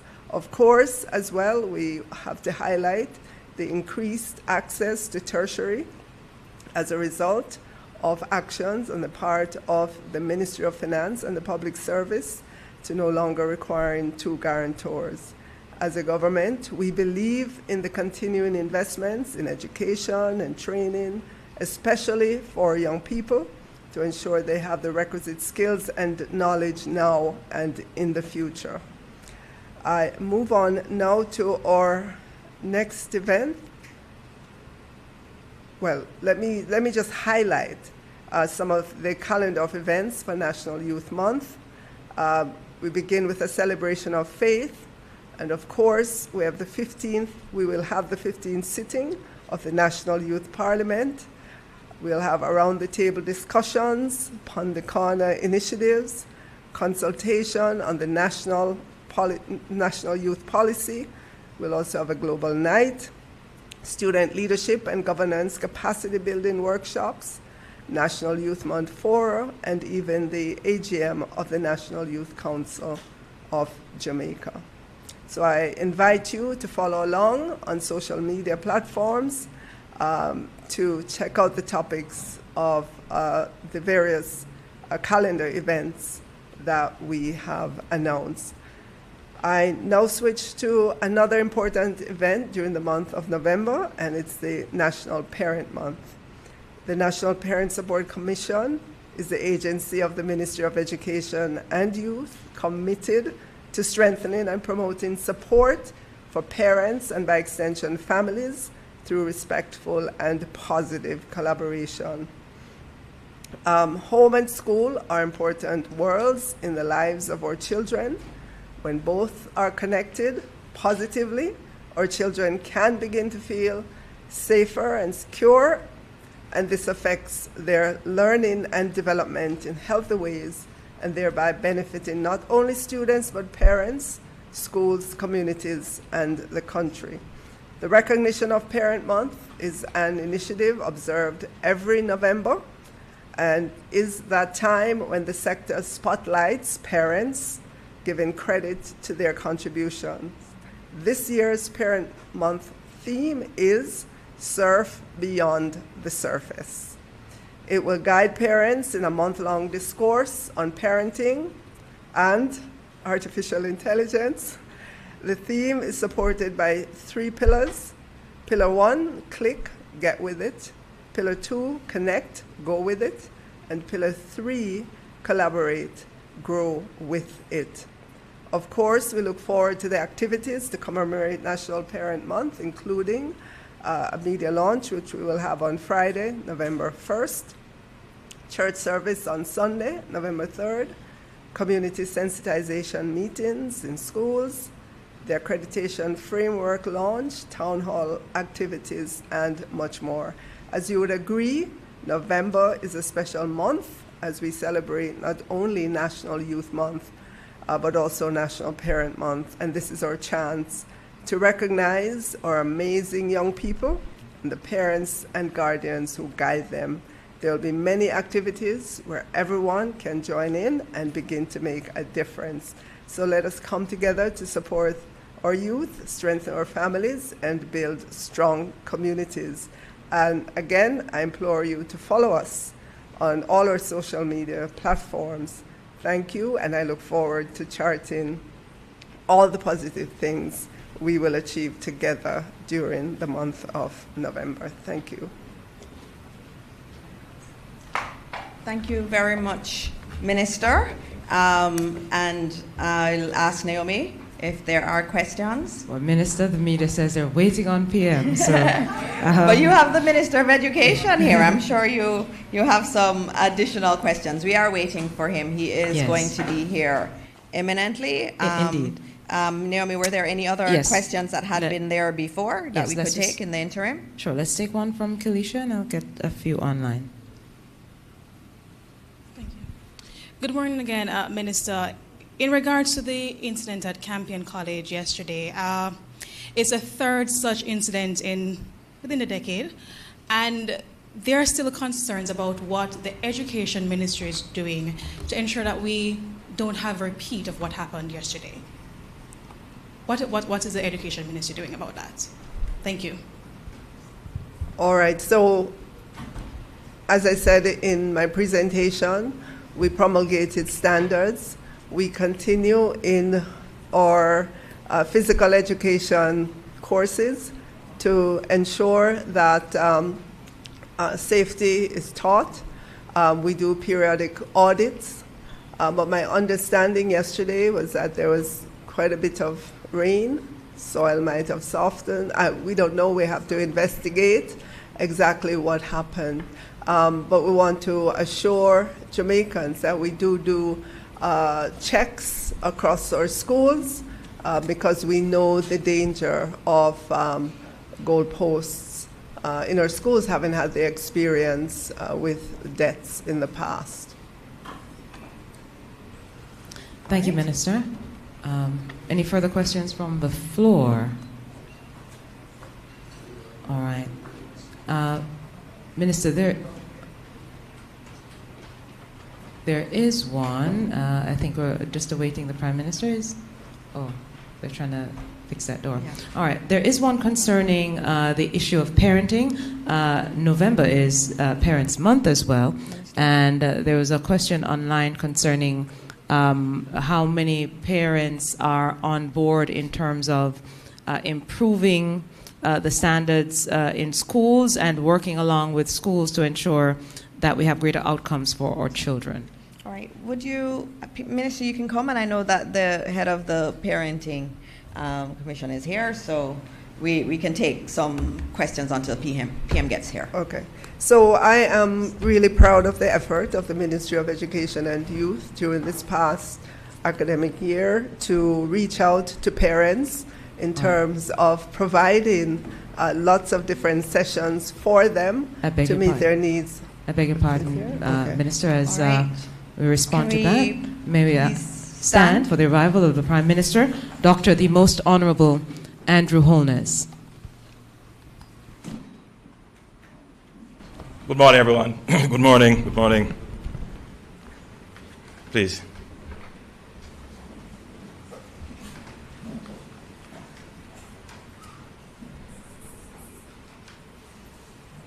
This morning, I'm reminded that today is a pivotal day in Jamaican history, the 30th of October.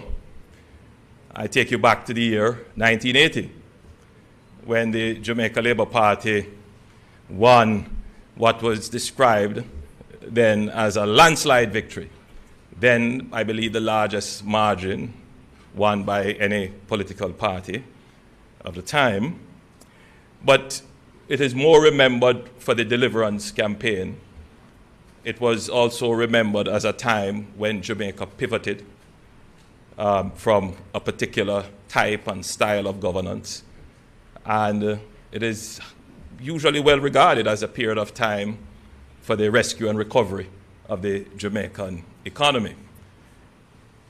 I start there by pointing out this time in history because we are also in a long campaign for the rescue and recovery of Jamaica, and which we have been doing a wonderful job in that regard. But we're also at a point of pivot, a point of inflection, a point where we are poised for even greater change. So, I know that a number of Jamaicans have been waiting, apparently with bated breath, for these very few words that I'm about to utter. I'm pleased to announce the following appointments. The Honourable Favour Williams, MP, will assume duties as Minister of Finance and the Public Service. Senator Dr. the Honourable Dana Morris Dixon will assume duties as Minister of Education, Skills, Youth and Information. And Mr. Matthew Sabuda, MP, will reassume his role as Minister without portfolio in the Ministry of Economic Growth and Job Creation. These appointments are designed to maintain stability and minimize disruption in the functioning of the government, but at the same time, pivot towards a growth-oriented economic policy, as well as to make a priority and focus of human capital development. To help drive this pivot towards growth, I have assigned my senior advisor, Mr. Alec Jan, who is highly regarded for his financial expertise, to work closely with the Minister of Finance, newly minted Minister Favour Williams, as well as with other private sector stakeholders. Also, the consolidation of the skills portfolio, including heart with education, will help to drive our focus on human capital development and to better integrate technical and vocational skills training into the education system. Mr. Matthew Samuda, as Minister without portfolio in the Ministry of Economic Growth and Job Creation, will continue the significant progress we have made in the provision of water and environmental protection. I have a few other announcements to make.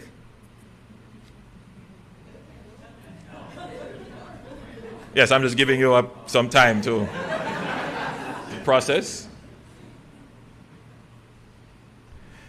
I'm also announcing the date for the by-election in the constituencies of Trelawney Southern and St. Andrew Northwestern. Nomination day will be Wednesday, November 6, 2024, and election day will be Friday, November 22nd, 2024, for both constituencies. I encourage all eligible voters to exercise their constitutional right to vote and participate actively in the democratic process. So all has been processed. There are 2 other announcements to be made, and I invite the Minister of Local Government and the respective chairmen of the municipal authorities in question to come to the podium.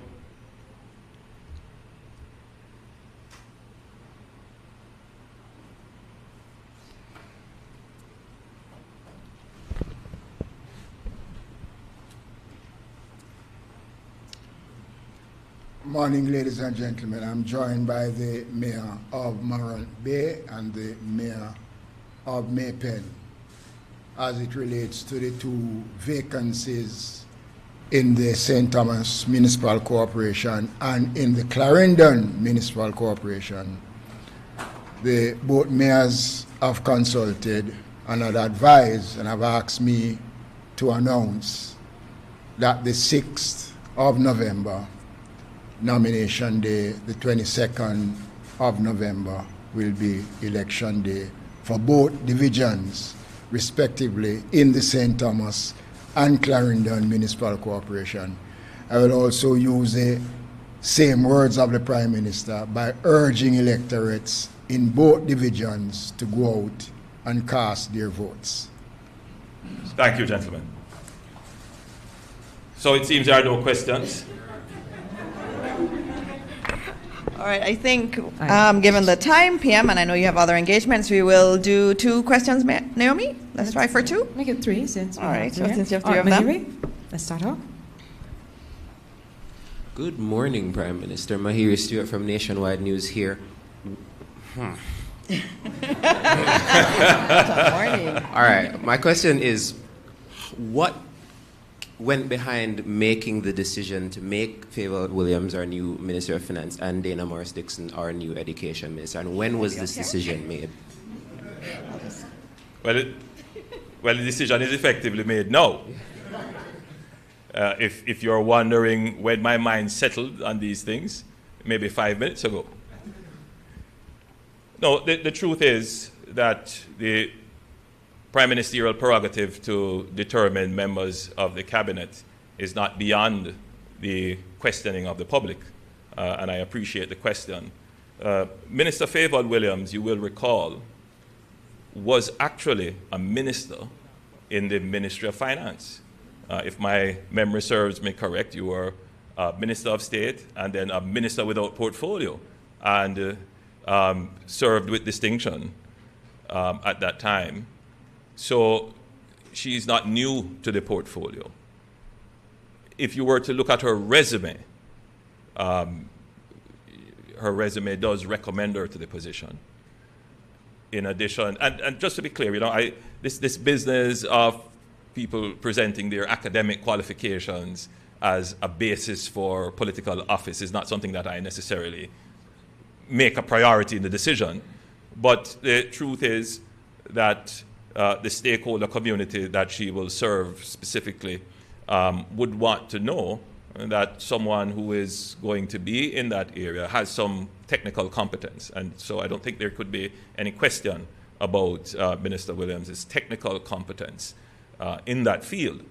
But more than that, she also has practical experience. She worked in the financial sector for many years. She is a business person and has the experience of starting her own business, and therefore she would understand quite a bit about business. Now, just to be clear, the Ministry of Finance is not only about business.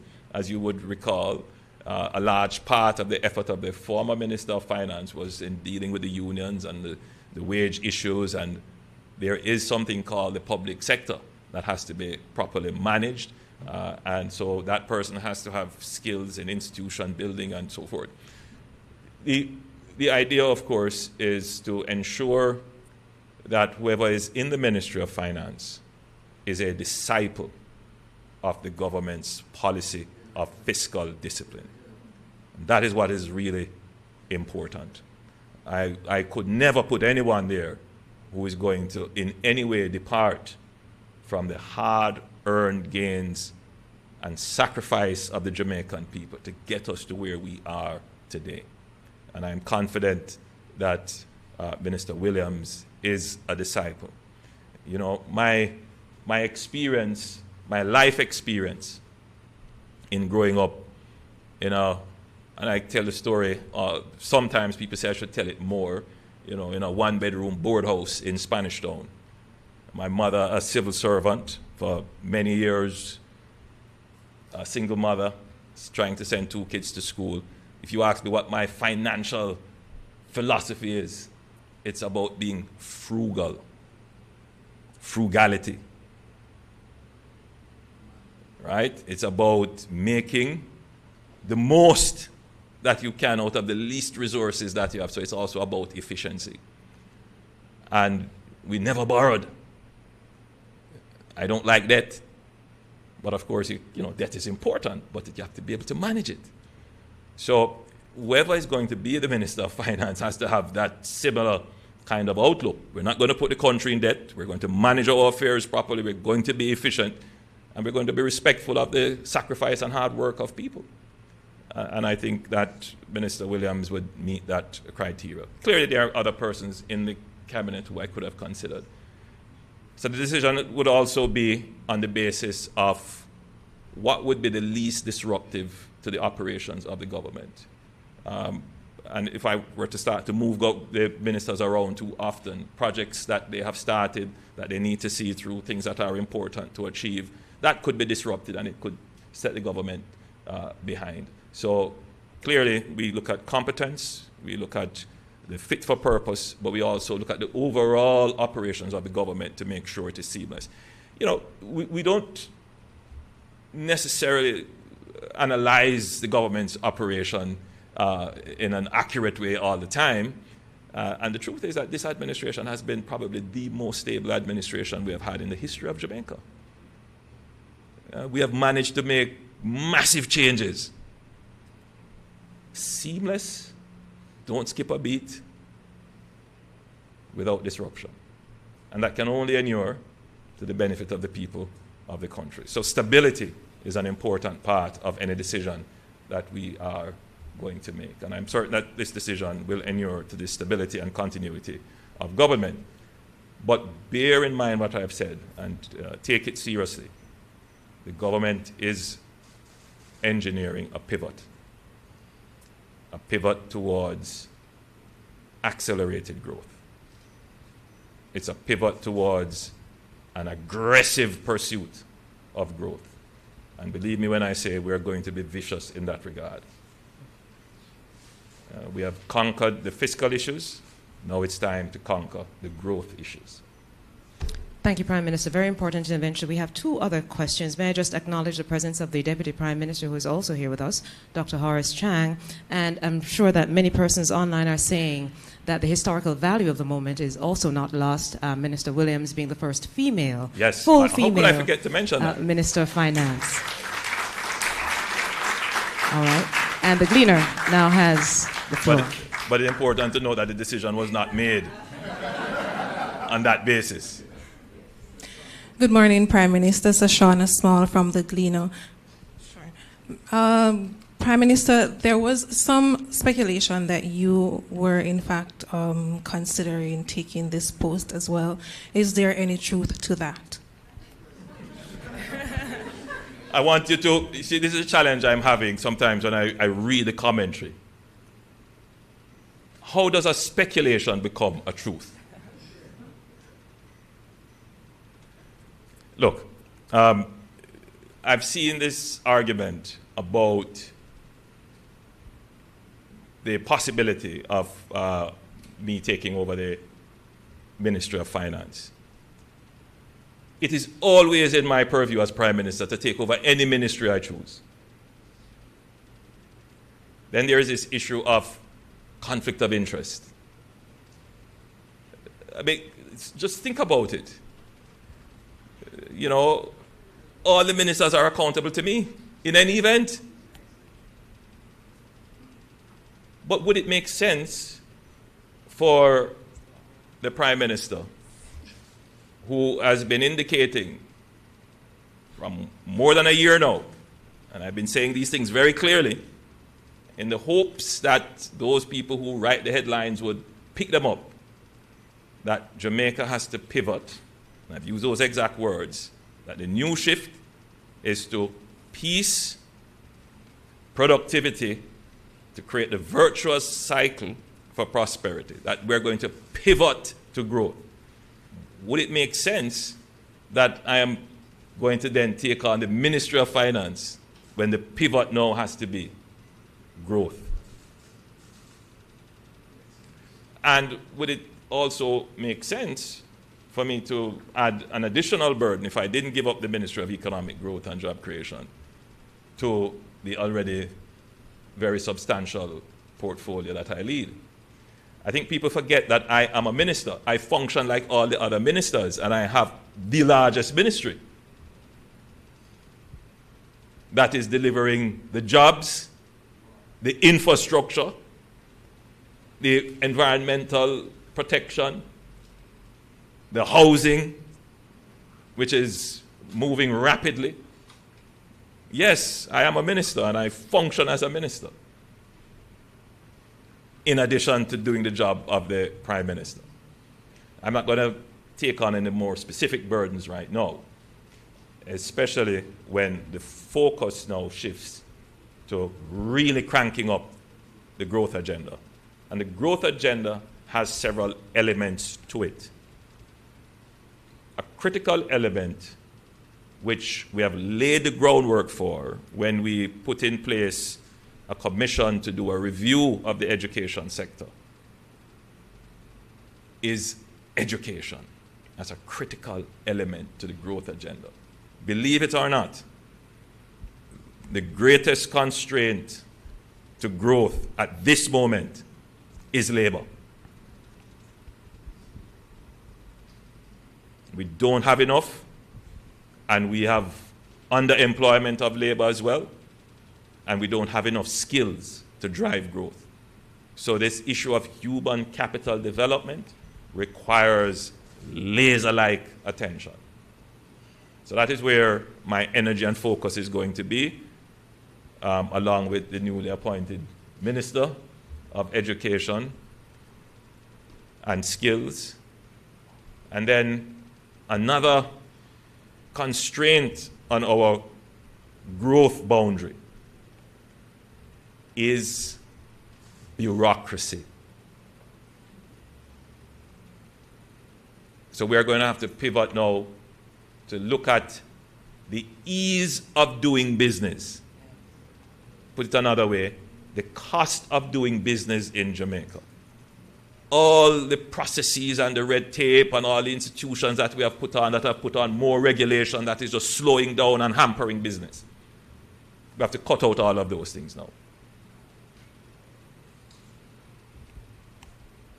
And then we also must now look at being in an aggressive posture to take advantage of economic opportunities that may arise. And then we must also adopt another posture of creating new industries. And the Ministry of Economic Growth and Job Creation will play a pivotal role in the creation of new industries. In fact, the Office of the Prime Minister will play that coordinating role. So there is a job of work to be done, which is slightly different from the work that we have focused on in our last two administrations, which is to get the fiscal arrangements of the economy right, to get the economy stable, to get the economy to a level of resilience where it can respond and recover quickly. And I think we have settled that. Now let's shift now to the other agenda.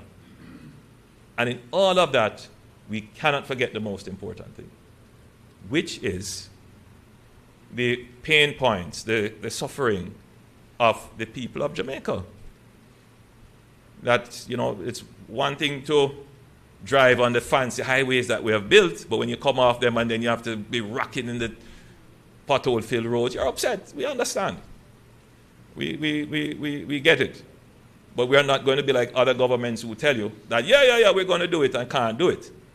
If it's one thing you can know about this government, if we tell you we're going to do it, it's going to get done, because we have figured out the way to make sure that whatever we say, we back it up with resources. We understand that care is about saying you care, but care is also about showing you care. So yes, we get criticized because we don't say we care enough, but we do show that we care.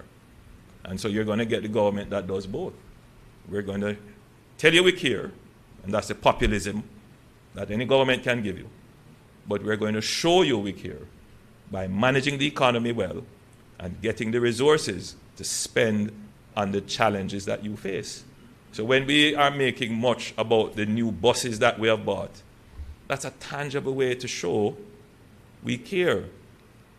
And we're going to expand that right across Jamaica, and we're going to help people with transportation to reduce the cost of living that they face.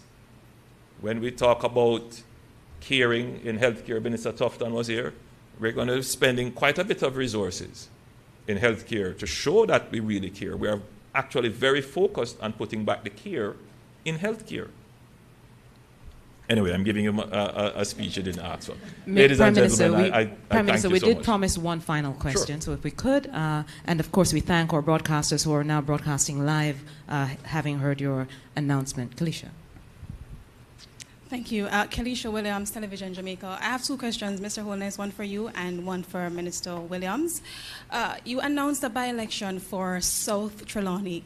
Can you say who will be your party's candidate for that division? I am hearing on the ground that the constituency, that the former Member of Parliament, Marisa Dalrymple Philibert, may be making a comeback. Can you say, if yes, why is she making a comeback after resigning? And also, why did you wait so long to announce a by-election for that constituency?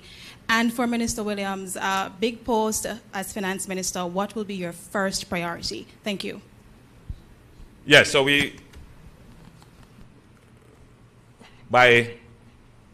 put it this way, by popular demand of the constituency, Marisa Dalrymple Philibert will be the Jamaica Labour Party's candidate for Trelawney Southern. It's difficult to speak for Marisa as to why she resigned and then she's coming back. And I'm certain she will give an explanation. But my own view is that she really respected the perspectives of the public with whatever was accusations were laid in the public domain. And she thought it was the honorable thing to do.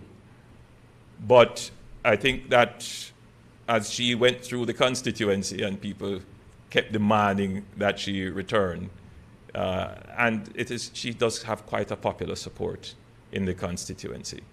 So, it's really the will of the people, and we will see the will of the people exercised in the by-election. In terms of why I waited, well, the prerogative of calling an election is given to the Prime Minister, and there are some rules around it. But in calling the elections, the latitude that is given for a reason, which is to allow and always allow for the Prime Minister to protect the government that is formed. And in the discussions that are had, sometimes that is lost, that our system of government is designed for stability and continuity and, of the government. And so the Prime Minister exercises that authority to ensure that the government that is formed can continue. And so you want to be sure that whenever you call an election, you are in a good position to win it. And that's just the reality. You want to be sure that you are in a position that your government can continue. That doesn't speak to any disenfranchisement of the democratic process. It is the nature of our democracy, which is why our democracy is stable. And when I'm saying our democracy, our system of democracy is the most stable type of democracy that there is, precisely because there is this allowance. Just to be clear, however, the people of Southern Trelawney were never deprived of any representational benefits that would accrue from having their Member of Parliament. Provisions were in place to ensure that whatever benefits that would come to constituents who are in need or whatever service they needed, that those services would continue. Ladies and gentlemen, I thank you so much for your attention. Thank you, Prime Minister. And as the Prime Minister exits, and we can ask Minister Williams. Will you allow me this PR moment? Yes. The Prime Minister will take a photograph with his new minister as well. His first full Minister of Finance as Minister Favour Williams. All right. Congratulations, Minister. And Minister, there is a question posed for you. Minister? We'll do that as the last question, the question that had been posed for Minister. Congratulations, Minister. Thank you so much. First All right. female Minister of Finance and the Public Service. All right. Well, allow me to just say that I am deeply honored and profoundly humbled to be given this opportunity to be Jamaica's Minister of Finance. The role is one of great responsibility, and it comes at a pivotal moment in our country's journey. We're in a time that continues to demand a vision, resilience, and a steadfast commitment to building a future that offers both stability and opportunity for all citizens. I assure you, I am ready to work tirelessly to continue to make this vision a reality. But let me say as well, finance is more than balancing the books. It is about ensuring that every resource we allocate, every policy we enact, and every initiative we launch is a step towards a more prosperous and a more inclusive economy. And in this role, I pledge to prioritize accountability and innovation and to listen closely to the needs and aspirations of those we serve. Our economy, like those across the globe, continues to face challenges, but I see in these challenges incredible opportunities to continue to build on the foundation that has been created to create an even more resilient country. We will continue to invest in infrastructure needed for sustainable growth, and you heard the Prime Minister when he talked about the pivotal moment where we are to pivot towards accelerated growth. He mentioned that education, the ministry from which I'm leaving, and congratulations, Minister. I will download to you everything I know to make your journey, a better one. He talked about the constraint on growth, being the bureaucracy. How do we improve the ease of doing business? How do we take advantage of economic opportunities? How do we create new industries? And I see the Ministry of Finance as the engine behind all of that, helping to facilitate economic growth that we all want. We have had, we've had growth for a number of quarters, but where we need to go now is acceleration of that growth. So I am committed to the continued pursuit of fiscal prudence and creative solutions, one that values the expertise of all the members at the Ministry of Finance and the Public Service. I will seek to collaborate with industry leaders, civil society, and most importantly, the citizens we serve. My goal is to build not only for the present, but for generations to come. Together, I know that we can continue building an economy that reflects our values of hard work, integrity, and inclusivity. And I want to thank the Prime Minister for his trust and confidence in me, and I look forward to working with each and every one of you to realize a future of economic prosperity and shared success. Thank you.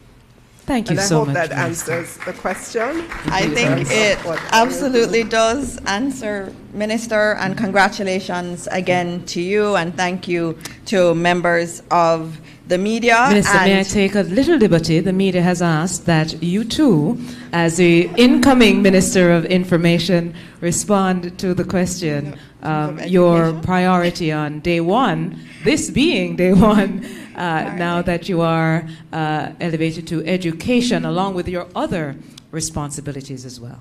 All right, thank you for that question. And I didn't have a prepared speech to make this morning, but as the Prime Minister said, education is critical. Education is critical for all of the goals that we desire for our people. And I know that as I have gone around Jamaica, I see these young, brilliant, bright minds around our country, and all they need are opportunities. And the Ministry of Education is so important in delivering the kind of workforce that believes in building Jamaica, that believes in the values that we hold dear. And I tell you, just based on my discussions with the Prime Minister, it is important that we leave no child behind. It is important that no child leaves school unable to read. It is important that every child is numerate. And for a long time, we've not really been able to achieve that. But the Jamaica of the future that we need demands that we put the resources into our beautiful children, because the future of Jamaica rests in their hands. And the work that we will do is going to be central to getting that workforce that can take us forward. This morning we spoke about artificial intelligence. That's a whole different world that we're talking about. And our children have to feel that they are empowered to be leaders in this area and any other area that they want. And it's important that we give them that equal opportunity. I know in my own life, education has been the reason that I'm standing here, because I got the best education that Jamaica has to offer. My goal is that ultimately every child will be able to get the kind of education that I was able to get, and that it will not just be for the purview of a few. And so without my prepared remarks, that's what I will say this morning. And I mean, this is an interesting way to know what your new role is. Apparently, I am still Minister of Information, so I will see you at the next post-cabinet press briefing that will be called. Thank you all for coming, and God bless you, and God bless Jamaica land we love.